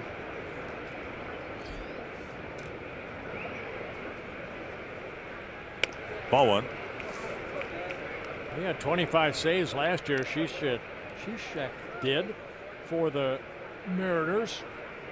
Career high 39 he had for the Miami Marlins back in 2014.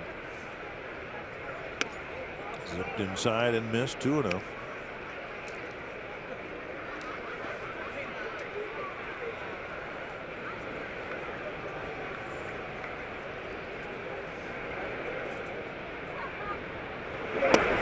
And now a strike.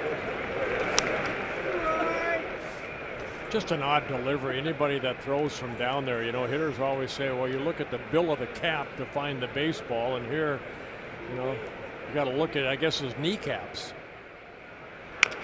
Dribbled in front of Seager. Going to be a tough play. Barehanded and safe at first. Dozier just barely beat it out, according to Nick Lentz. And Scott Service says, hold on, we might want to take a look at that.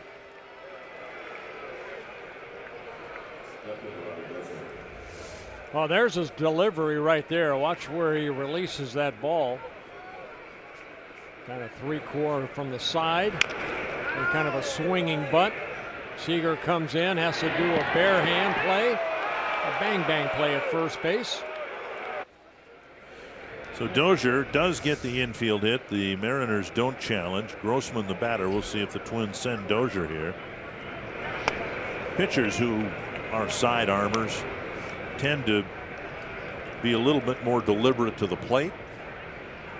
So we'll see if Dozier, who stole successfully in his first 6 tries, but his success rate has come down quite a bit. He's got 8 steals in 13 tries. And fouled back to the screen, 1-1. Can I get that ball?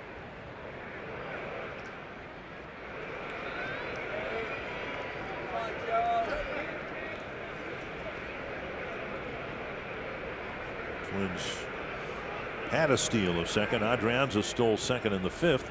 That led to the Twins' run, second run. And Dozier dives back.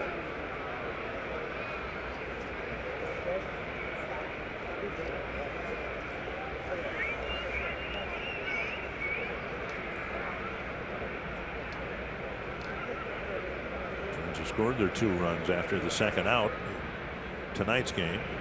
Dozier takes inside 2-1. They had their 4-run inning last night after the second out.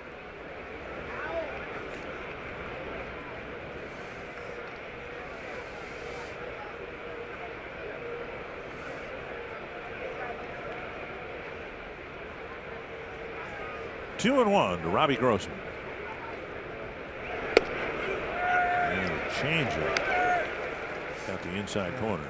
It's almost like a frisbee that side armors, under armors throw that. Kent McCulvey was our closer in Pittsburgh in the '79 World Series. He was more of a submariner, though, wasn't he? He was nasty, too. 2-2 to Grossman. And now 3-2, Bauer on deck. With 2 down, Dozier will take off now. Grossman can drop a double someplace. He's got 7 of those. He's also got 6 home runs.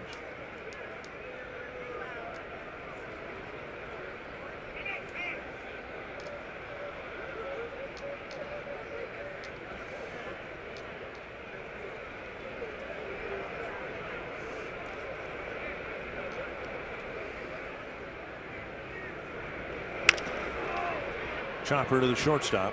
Mater has it. And now Valencia has it. The Twins are done on the top of the 7th.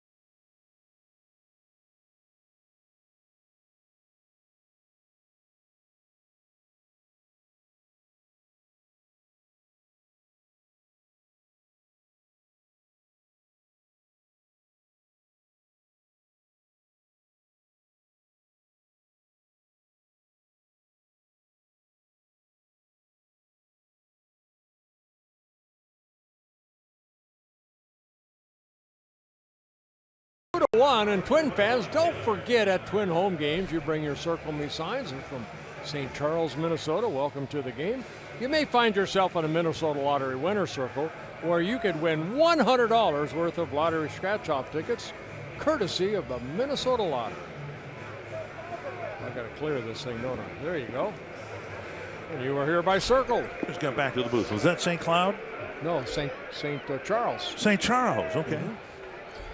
Well, Kyle Gibson starting the 7th inning. That's pitch number 89 for Gibson. He's done a great job here tonight.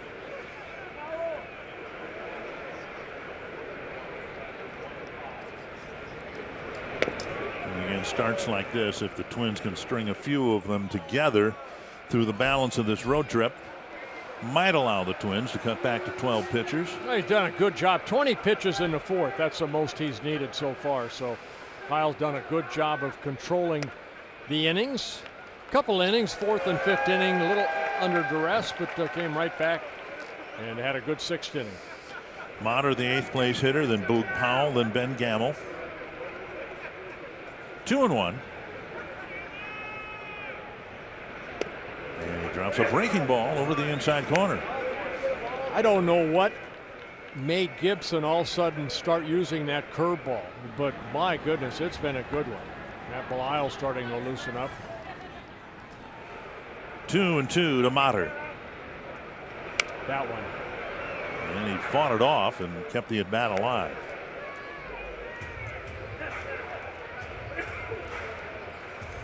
This is the Kyle Gibson the Twins envisioned from opening day on. And it's a welcome sight for Neil Allen and Paul Molitor. Fastball away. Wrapped to third and under Sano's glove. He did not get it away. He left it up. And the leadoff man is on here in the 7th. Mater gets a base hit.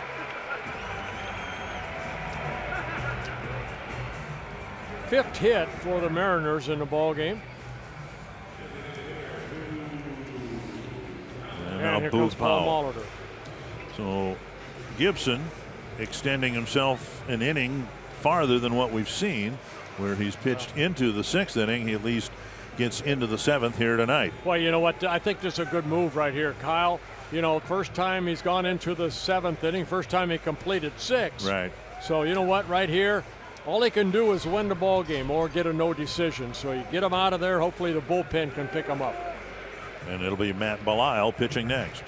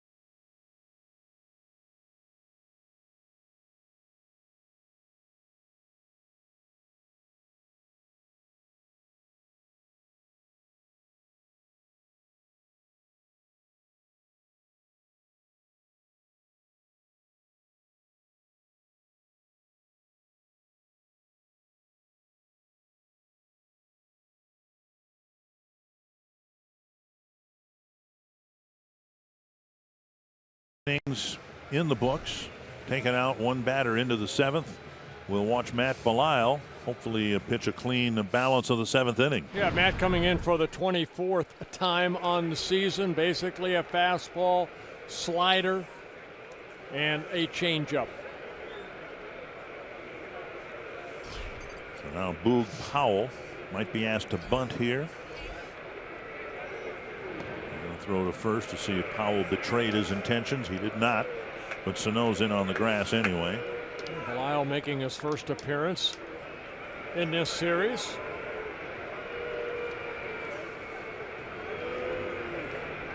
Pitched a couple times in that Anaheim series.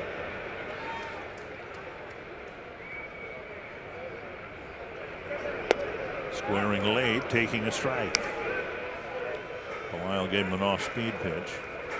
Most of the numbers are okay for Belisle except for the high number of walks. 13 of them in 19 1/3 innings. A couple of those intentional. But he's had a couple outings where the numbers are frighteningly bad, where things kind of snowballed on him. Oh, could Houston be one of those outings? Yes. One strike to Powell. And now another off-speed pitch missing the outside corner. A couple curveballs right there.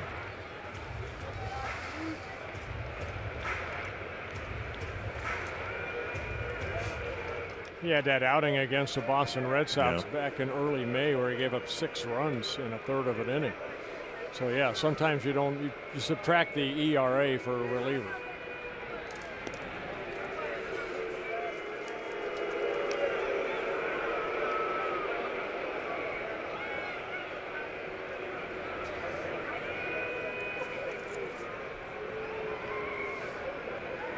One and one to Powell. You look at the numbers in 17 earned runs in 19 1/3 innings. That's obviously not good. But more than half of those have been in just 2 outings. Right. And Belisle wants a different baseball.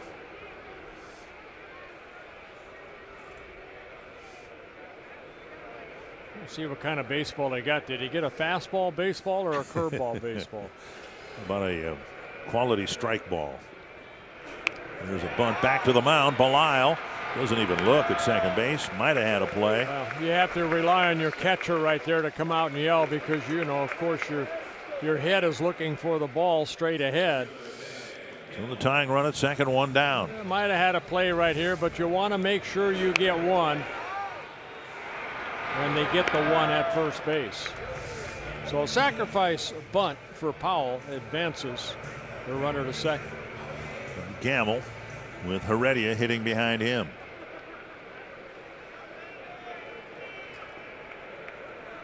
Third inning where the Mariners have gotten a leadoff hit. They got a leadoff single in the 4th, didn't score. Leadoff triple in the 5th when they did score.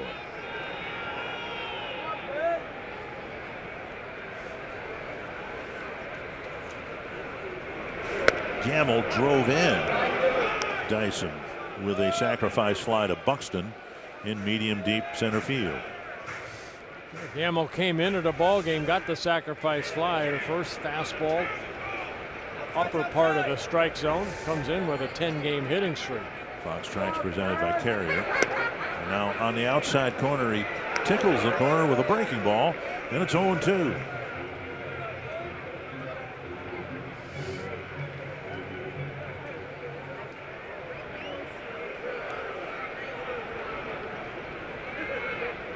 To Gamble. It's lifted down the left field line and back into the seats.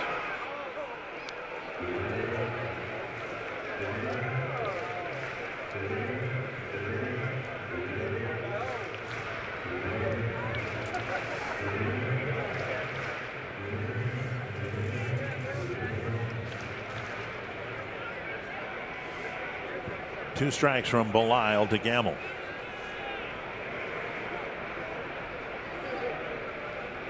Long look in now. Gamble gets tired of waiting.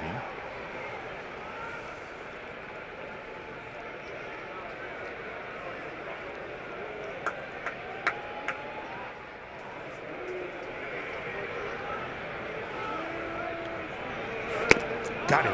Went upstairs. All that slow stuff near the outside corner, and then he got him on a 93-mile-per-hour heater. Which makes that fastball a little sneakier, and it got past the swinging gamble. So a lot of off speed. First the fastball away, then the breaking ball. And going up the ladder, Gamble swinging through it. Well, the Twins are hoping that Heredia's 2 hits will be enough for him tonight. Cano on deck. This is the guy they'd love to get and have Cano lead off the 8th.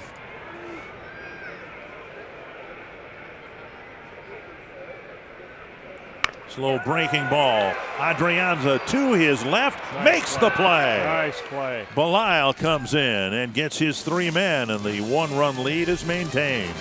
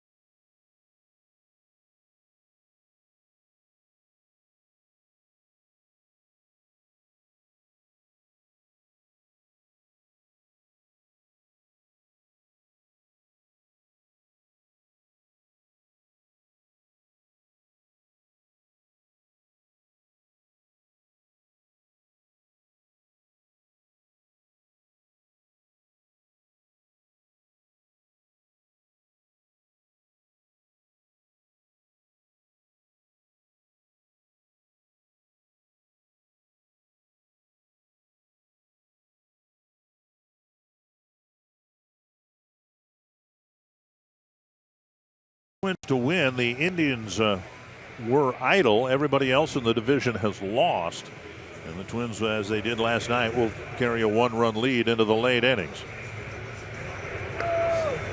Adrianza's done a good job at short. Watch this, right off the end of the bat. The ball had some funny spin on it.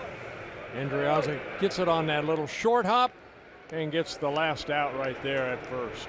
Nice play. He's got the softest hands we've seen in a middle infielder in a long time. Great addition to the ball club, and that was a big out. Joe Mauer will lead things off against Mark Zepchinski. Just call him Scrabble. Imagine to put that Z on a triple. No, that's not true, because he's got 2 Z's, and as Scrabble players know, you only get 1 per game. Yeah, but you could put that 1 Z on a triple. Strike 1. That's 30 for sure. Mauer 0 for 3. That is a back full. Zepchinski in his first season with the Mariners. 1-1. He's pitched for Toronto, the Cardinals, the Indians, the Padres, Oakland, and the Nationals. Oakland and Nationals last year.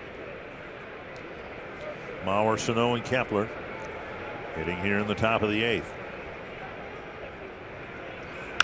That's sliced down the line for a hit. And Heredia has the ball hit the sidewall, and Mauer will dig for second, and he's in with a double. Heredia did everything he could. He had to pinch the corner in case it got past that little angled wall, but it hit the wall and bounced into short left field. And a good job by Jeff Smith right there, the first base coach, too, because, you know, Joe Mauer's hustling down that line. He doesn't know if it's a base hit or what's going to happen. And, you know, Jeff Smith's right there telling him to go to second. Joe's watching the ball, but he's trying to find a bag right here. It hits that short porch. Karem's out. And Joe trying to pick up the ball right there. And then Jeff Smith, you can see, go, keep going. Slide safely into second. Sano intentionally walked, and with all the time we've saved with that, we'll appreciate that on the flight to San Francisco tonight. We probably saved, what, 30 seconds, right? So instead of getting to the hotel at 2:03, we will get in at 2:02:30. Here's Kepler.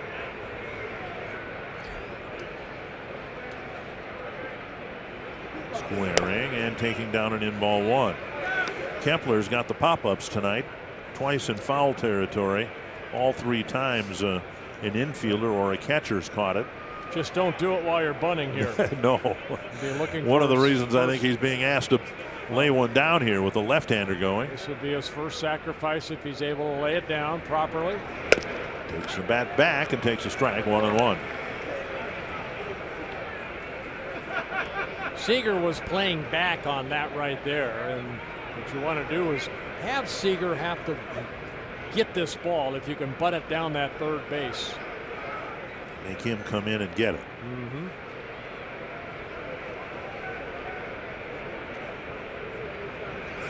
And now the Twins have Kepler swing away, and he fouled it off his front leg. Now with 2 strikes, the bunt likely will be off. That one stung Kepler a little bit. Things in play here. Joe's got average speed at best. Sano's speed average at best. And so it might have taken a pretty good bunt to advance both of those runners. 1-2 to Kepler. Struck him out, 1 down. That'll bring up Vargas, who will hit from the right side again. Oh, nasty slider right here. Take a look at this pitch. Down and away. Vote today, vote tomorrow, vote Twins for your 2017 All-Stars with the Esurance MLB All-Star ballot. Vote at twinsbaseball.com/vote. Catch all the excitement of the 88th MLB All-Star Game presented by MasterCard. July 11th live on Fox. Big at bat now here for Vargas. Strike on the outside corner. Twins left themselves vulnerable to having their hearts broken last night because they did nothing at the plate after the Sano 3-run home run. Here in the 8th, they've got an opportunity. Left hand hitting Castro, hitting behind Vargas. Well, you mentioned earlier the bullpen has been outstanding for the Mariners over the last 15 ball games. They have a combined 1.33 earned run average. Zunino and Zepchinski will talk about it. And that's covering 54 innings. Vargas bounced to short against the left-hander. There's Dan Altavella. He pitched here 2 nights ago. A couple shutout innings.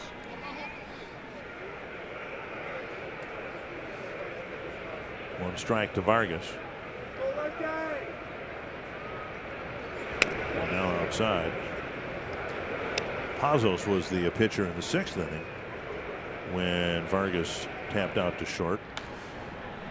Cano will lead off the 8th, and Taylor Rogers warming up for the 8th.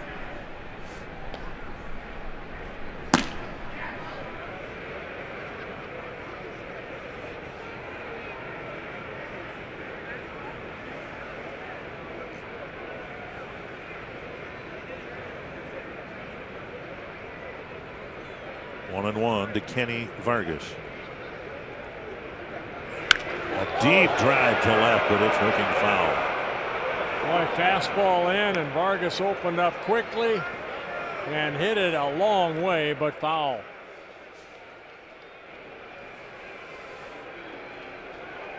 Vargas has 5 home runs, all from the left side of the plate. And slider stayed right there. Whew. 1 and 2 to Vargas.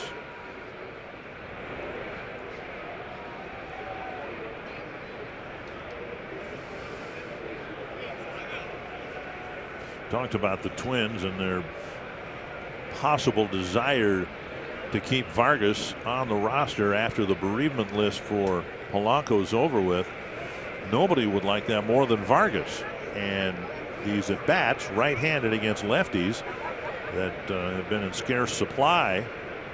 If he can have more productive at bats from the right side of the plate, that would help his cause.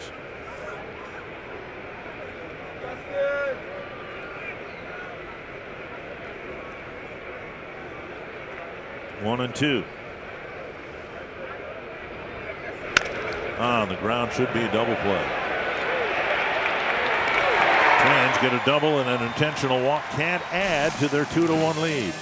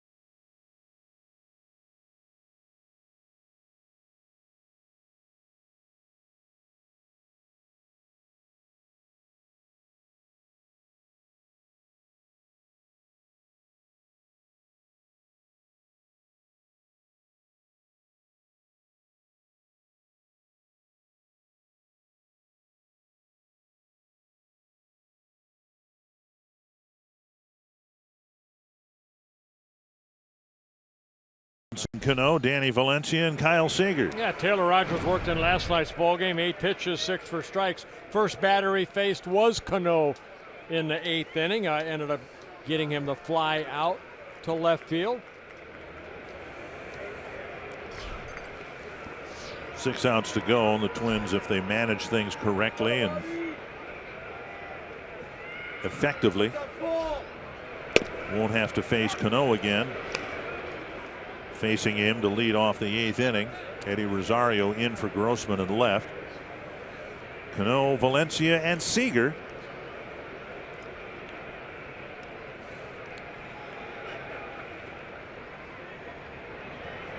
Fouled back, 2 strikes. Cano came up at a big spot in the 5th. The Mariners got their run, had runners at 1st and 3rd and 2 down. And he drilled one over the head of Buxton, but Buxton somehow got there and made a tumbling catch. Preserving the lead where it still sits, 2-1. You just saw the numbers of Cano hitting .230 against lefties. That's why you bring in Rogers. Fastball, good 2 curveballs. There's a fastball. Slash the other way. Foul. Manny Acta, your third base coach, gets out of the way.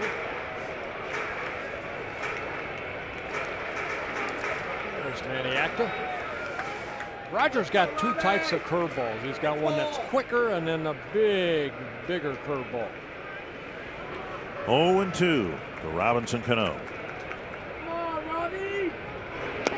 Breaking ball down and away. Yeah, there's the hard curveball right there. That's more the strikeout pitch if he can get it over a bit.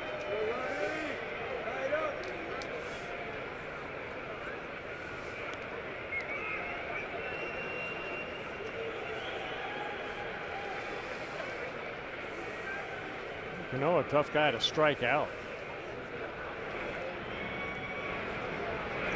Popped up. Long run for Sano, but it's on the backside of the Twins dugout anyway.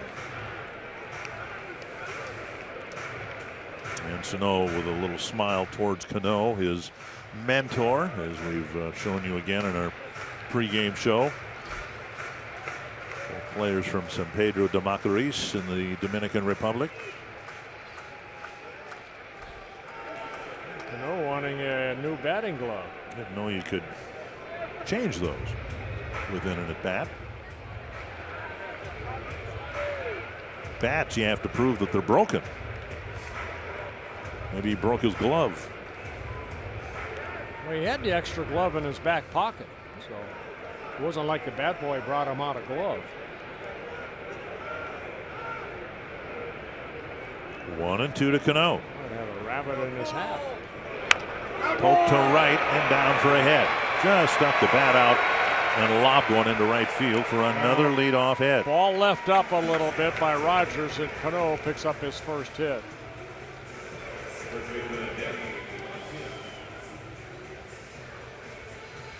I'll do a little pitch by pitch to Cano. Taylor Rogers going after him with a fastball for strike one. Then the breaking ball fouled off. Another fastball fouled off. Missed with that breaking ball, and then another one. And then how do you not argue? A bad pitch. I was going to say, how do you argue with the location of that pitch? Just a really good hitter. Made contact. Here is Valencia. Belt high strike. It was at about this juncture when Valencia made an out and got into it a little bit with Dan Iasanya, who threw him out. That was Taylor Rogers on the mound. That ended the 8th inning. And ended the night for Valencia. Now at the knees.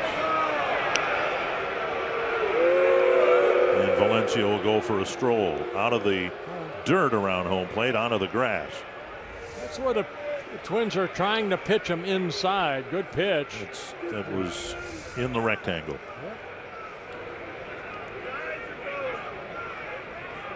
You know, now if you're a pitcher, you want to throw it about 3 inches outside and let Gorman ring him up. Fly ball center field, and Buxton hardly has to move. And Valencia makes a right-hand turn, looks back at the home plate umpire again, one away. This copyrighted telecast presented by authority of the Minnesota Twins and may not be reproduced or retransmitted in any form, and the accounts and descriptions of this game may not be disseminated without the express written consent of the Minnesota Twins, LLC. Seager came into the ballgame hitting .259. He was hitting .259 against right-handers and .259 against left-handers. And he's 1 for 3. Sounds like it's pretty even.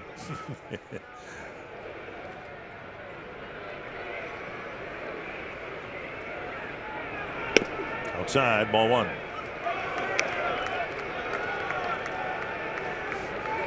Right-handed batting Mike Zunino on deck, and Tyler Duffy's getting loose perhaps for him. Ground ball hit at somebody should take care of things here in the 8th inning.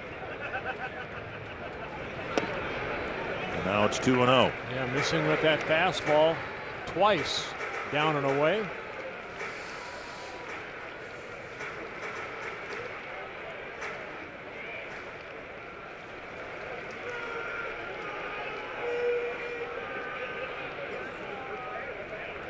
(2-0) to Seager. Into center field. And Cano will stop at second base. So the left-handers get hits against Rogers. He retired the right-handed batter just fine. And now another right-handed batter, Zunino, who had the 2-home-run game and the dramatic 2-run homer in the 9th against Kinsler, will come up next. Well, he fell behind on Kyle Seager and then had to come in with a fastball, and Seager picks up his second hit.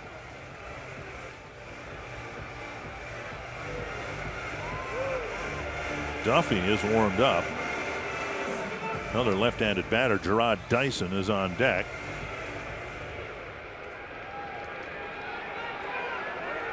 Zunino, of course, hit the home run against the right-handed reliever Kinsler, so they're going to let it ride here with Rogers, who's, as we said last night, done a much better job against right-handed batters over the last few weeks, and he's given the task of getting this guy here tonight in a key spot. Tying run at second, only one out.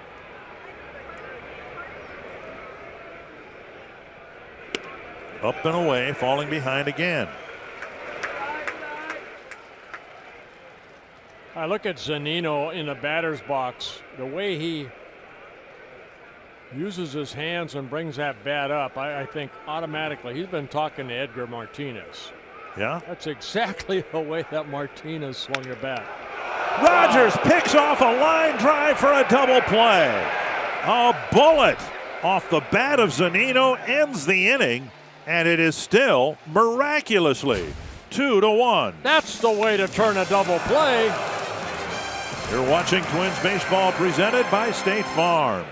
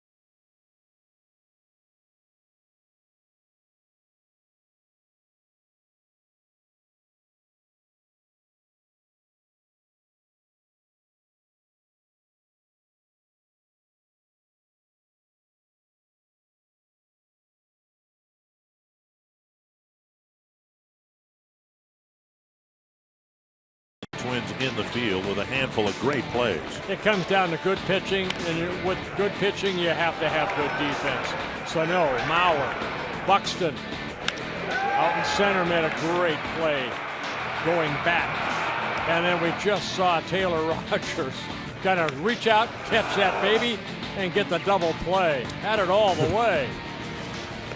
If the line drive rips the glove off your hand, it's a live ball, right? Yes. Well, the Twins have been so much fun to watch in the field. Buxton a big part of it.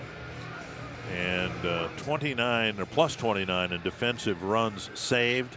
And Sano's been a part of it. And to the extent the Twins are so much better a team this year than a year ago, defense is a big reason. Here's Dan Altavilla, and guess what? He throws hard. Altavilla worked here on Tuesday night. 2 innings. He did give up 4 hits, but no runs. Threw 35 pitches, 23 for strikes. He had 1 strikeout. And Castro will take ball 1. Castro with a home run, a line out, and a strikeout. And we got Altavilla at 99 here the other night with a hard slider.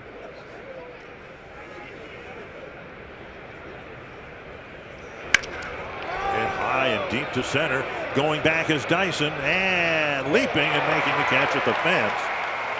And he lost his cap. Castro's hit 3 bullets tonight. Yeah, Castro put a good swing on it. Dyson already playing deep, and he can cover some ground too. And I think he hit the back of his head when he made the catch into the padded wall, which knocked his hat off.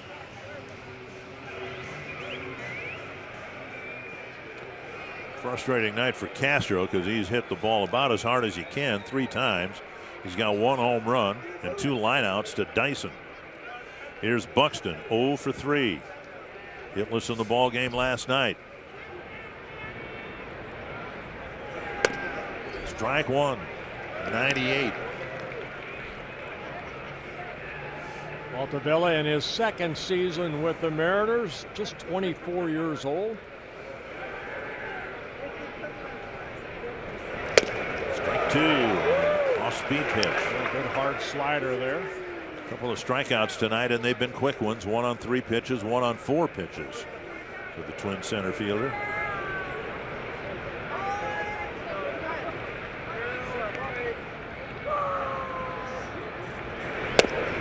Breaking ball low. That's the pitch that struck out Buxton in the 2nd inning. A breaking ball, and he was way out in front. And he took that one, 1-2.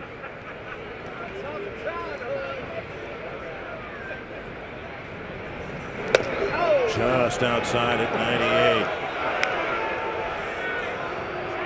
Some of these guys that can get that baby up that high, my goodness, that is an unhittable pitch. Well, there's no point swinging at it because you're not going to hit it, even if it is on the corner.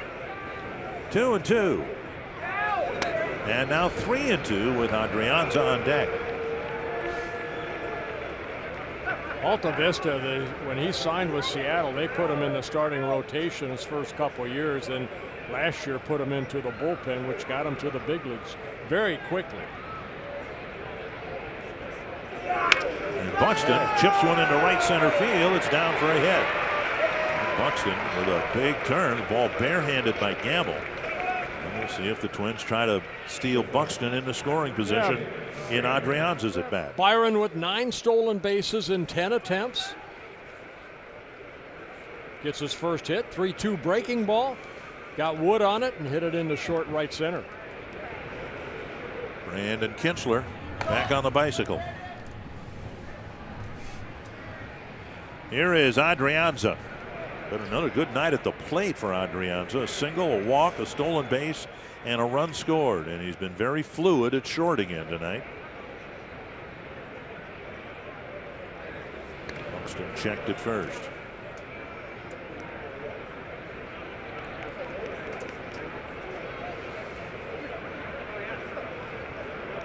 Twins, I'm sure, have the little stopwatch on Altavilla to see how quick he was here the other night. We'll see if Buxton gets a good jump here. Oh, does he utilize that slide step? Yep. And at some point, I would imagine the pitcher's velocity, when he throws this hard, can discourage a stolen base attempt. The ball gets to the catcher so quickly. 97, 98 miles per hour. But it does benefit the hitter, who can anticipate more fastballs. That one at 97 hitting the corner.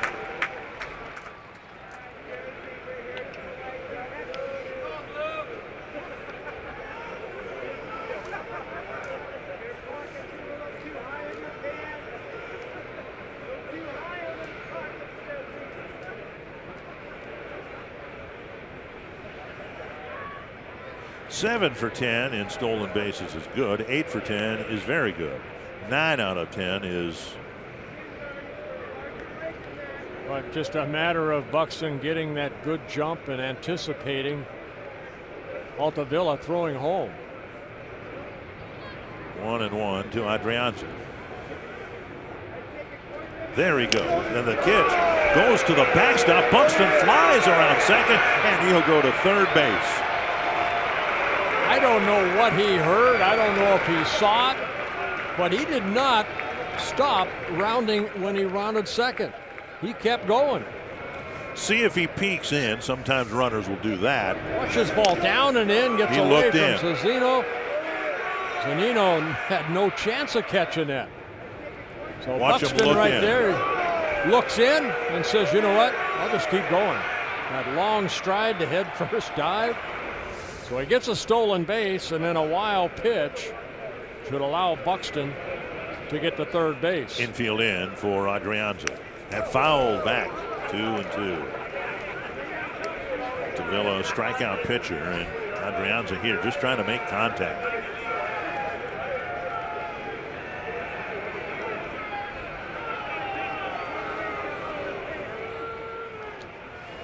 Adrianza with 37 at bats, 6 strikeouts. Got him on a breaking ball. And has a nasty breaking ball. After throwing 97, 98, over the top type breaking ball straight down. So Alta Vista picks up a big strikeout. He went after him with the fastball, one of them the wild pitch, and prior one 99 miles an hour. Twins had a chance in the 8th to add to a 2-1 lead. Didn't get it done. Now the single, stolen base, and wild pitch. And the Twins will need a pick-me-up here from Brian Dozier. Drive to left center field. And Heredia is there. Dozier hit it hard, but within range of the left fielder. And it will be another 1-run lead for Brandon Kintzler to protect tonight.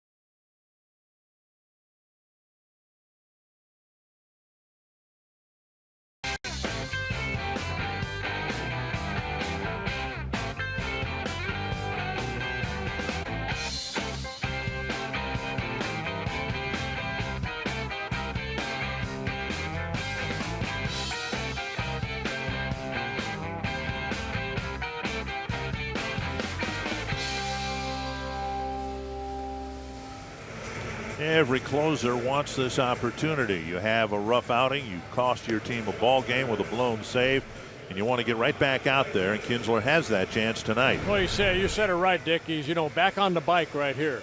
And Kintzler looking for his 16th save. The scheduled batters. It's going to happen what happened last night. So scheduled batters are Dyson, Motter, and Powell. Nelson Cruz got service said before the game today, would be in the lineup tomorrow. Whether he's available tonight as a pinch hitter remains to be seen. He will not hit for Dyson.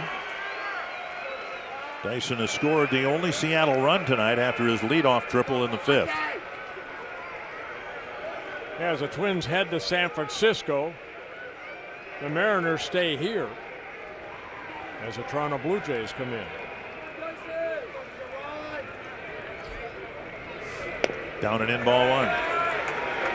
Kintzler got 2 ground ball outs very quickly last night, then a ground ball single, and then the Twins continually.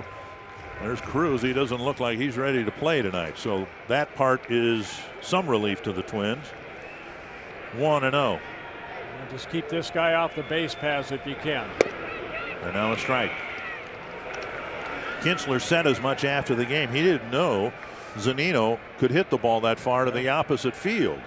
But this is the new Mike Zunino, and the Twins got a sample of it last night. 1-1. Up high, 2-1.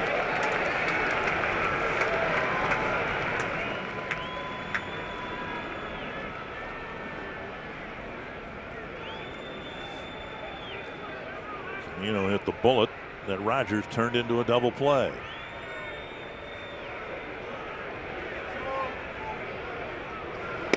Strike 2.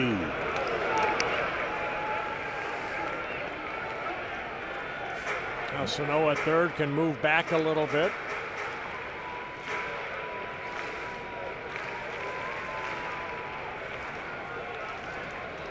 There's not in any kind of no doubles defense here, protecting a 1-run lead. And in a sense, I suppose, Dyson's the worst possible guy for Kinsler. He gets ground balls. Dyson, one of the fastest guys in the league, can turn a ground ball into a hit.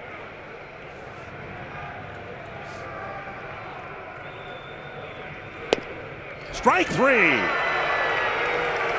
And Kinsler puts one at the knees to get a called third strike. Yeah, Kinsler, not much of a strikeout pitcher, but straight over the top picks up his 17th strikeout in 26 innings pitched. So good fastball, middle in, came back over the plate, and the first out. And now Motter, and then Powell is on the on-deck circle.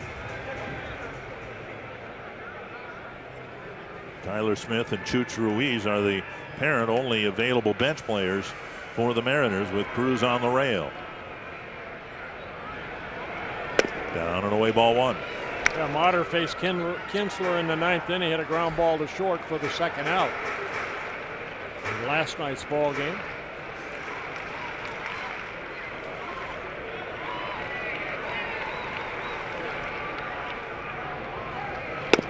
Now back in the strike zone with a 94-mile-per-hour heater.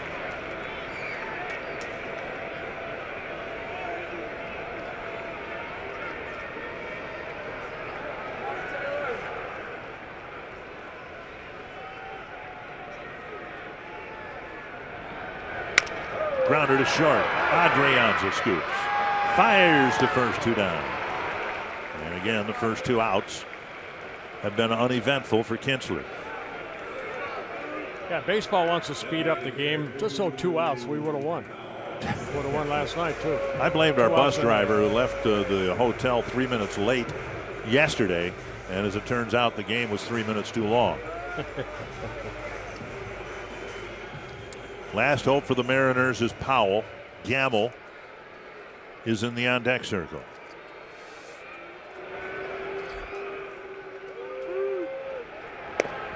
Strike 1.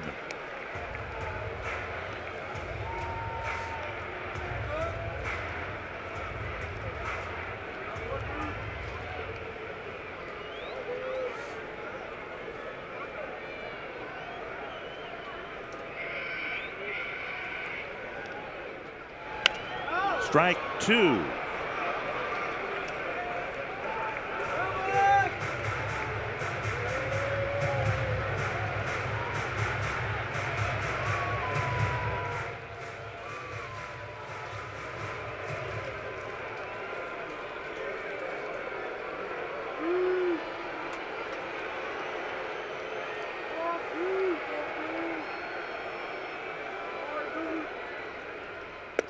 Just outside 1 and 2. Fans here are trying to Boog chant, but kind of a hard sell with this Boog, Powell. Kinsler throwing nothing but fastballs. 94, 95. Got some movement on it. 1 and 2 to Powell.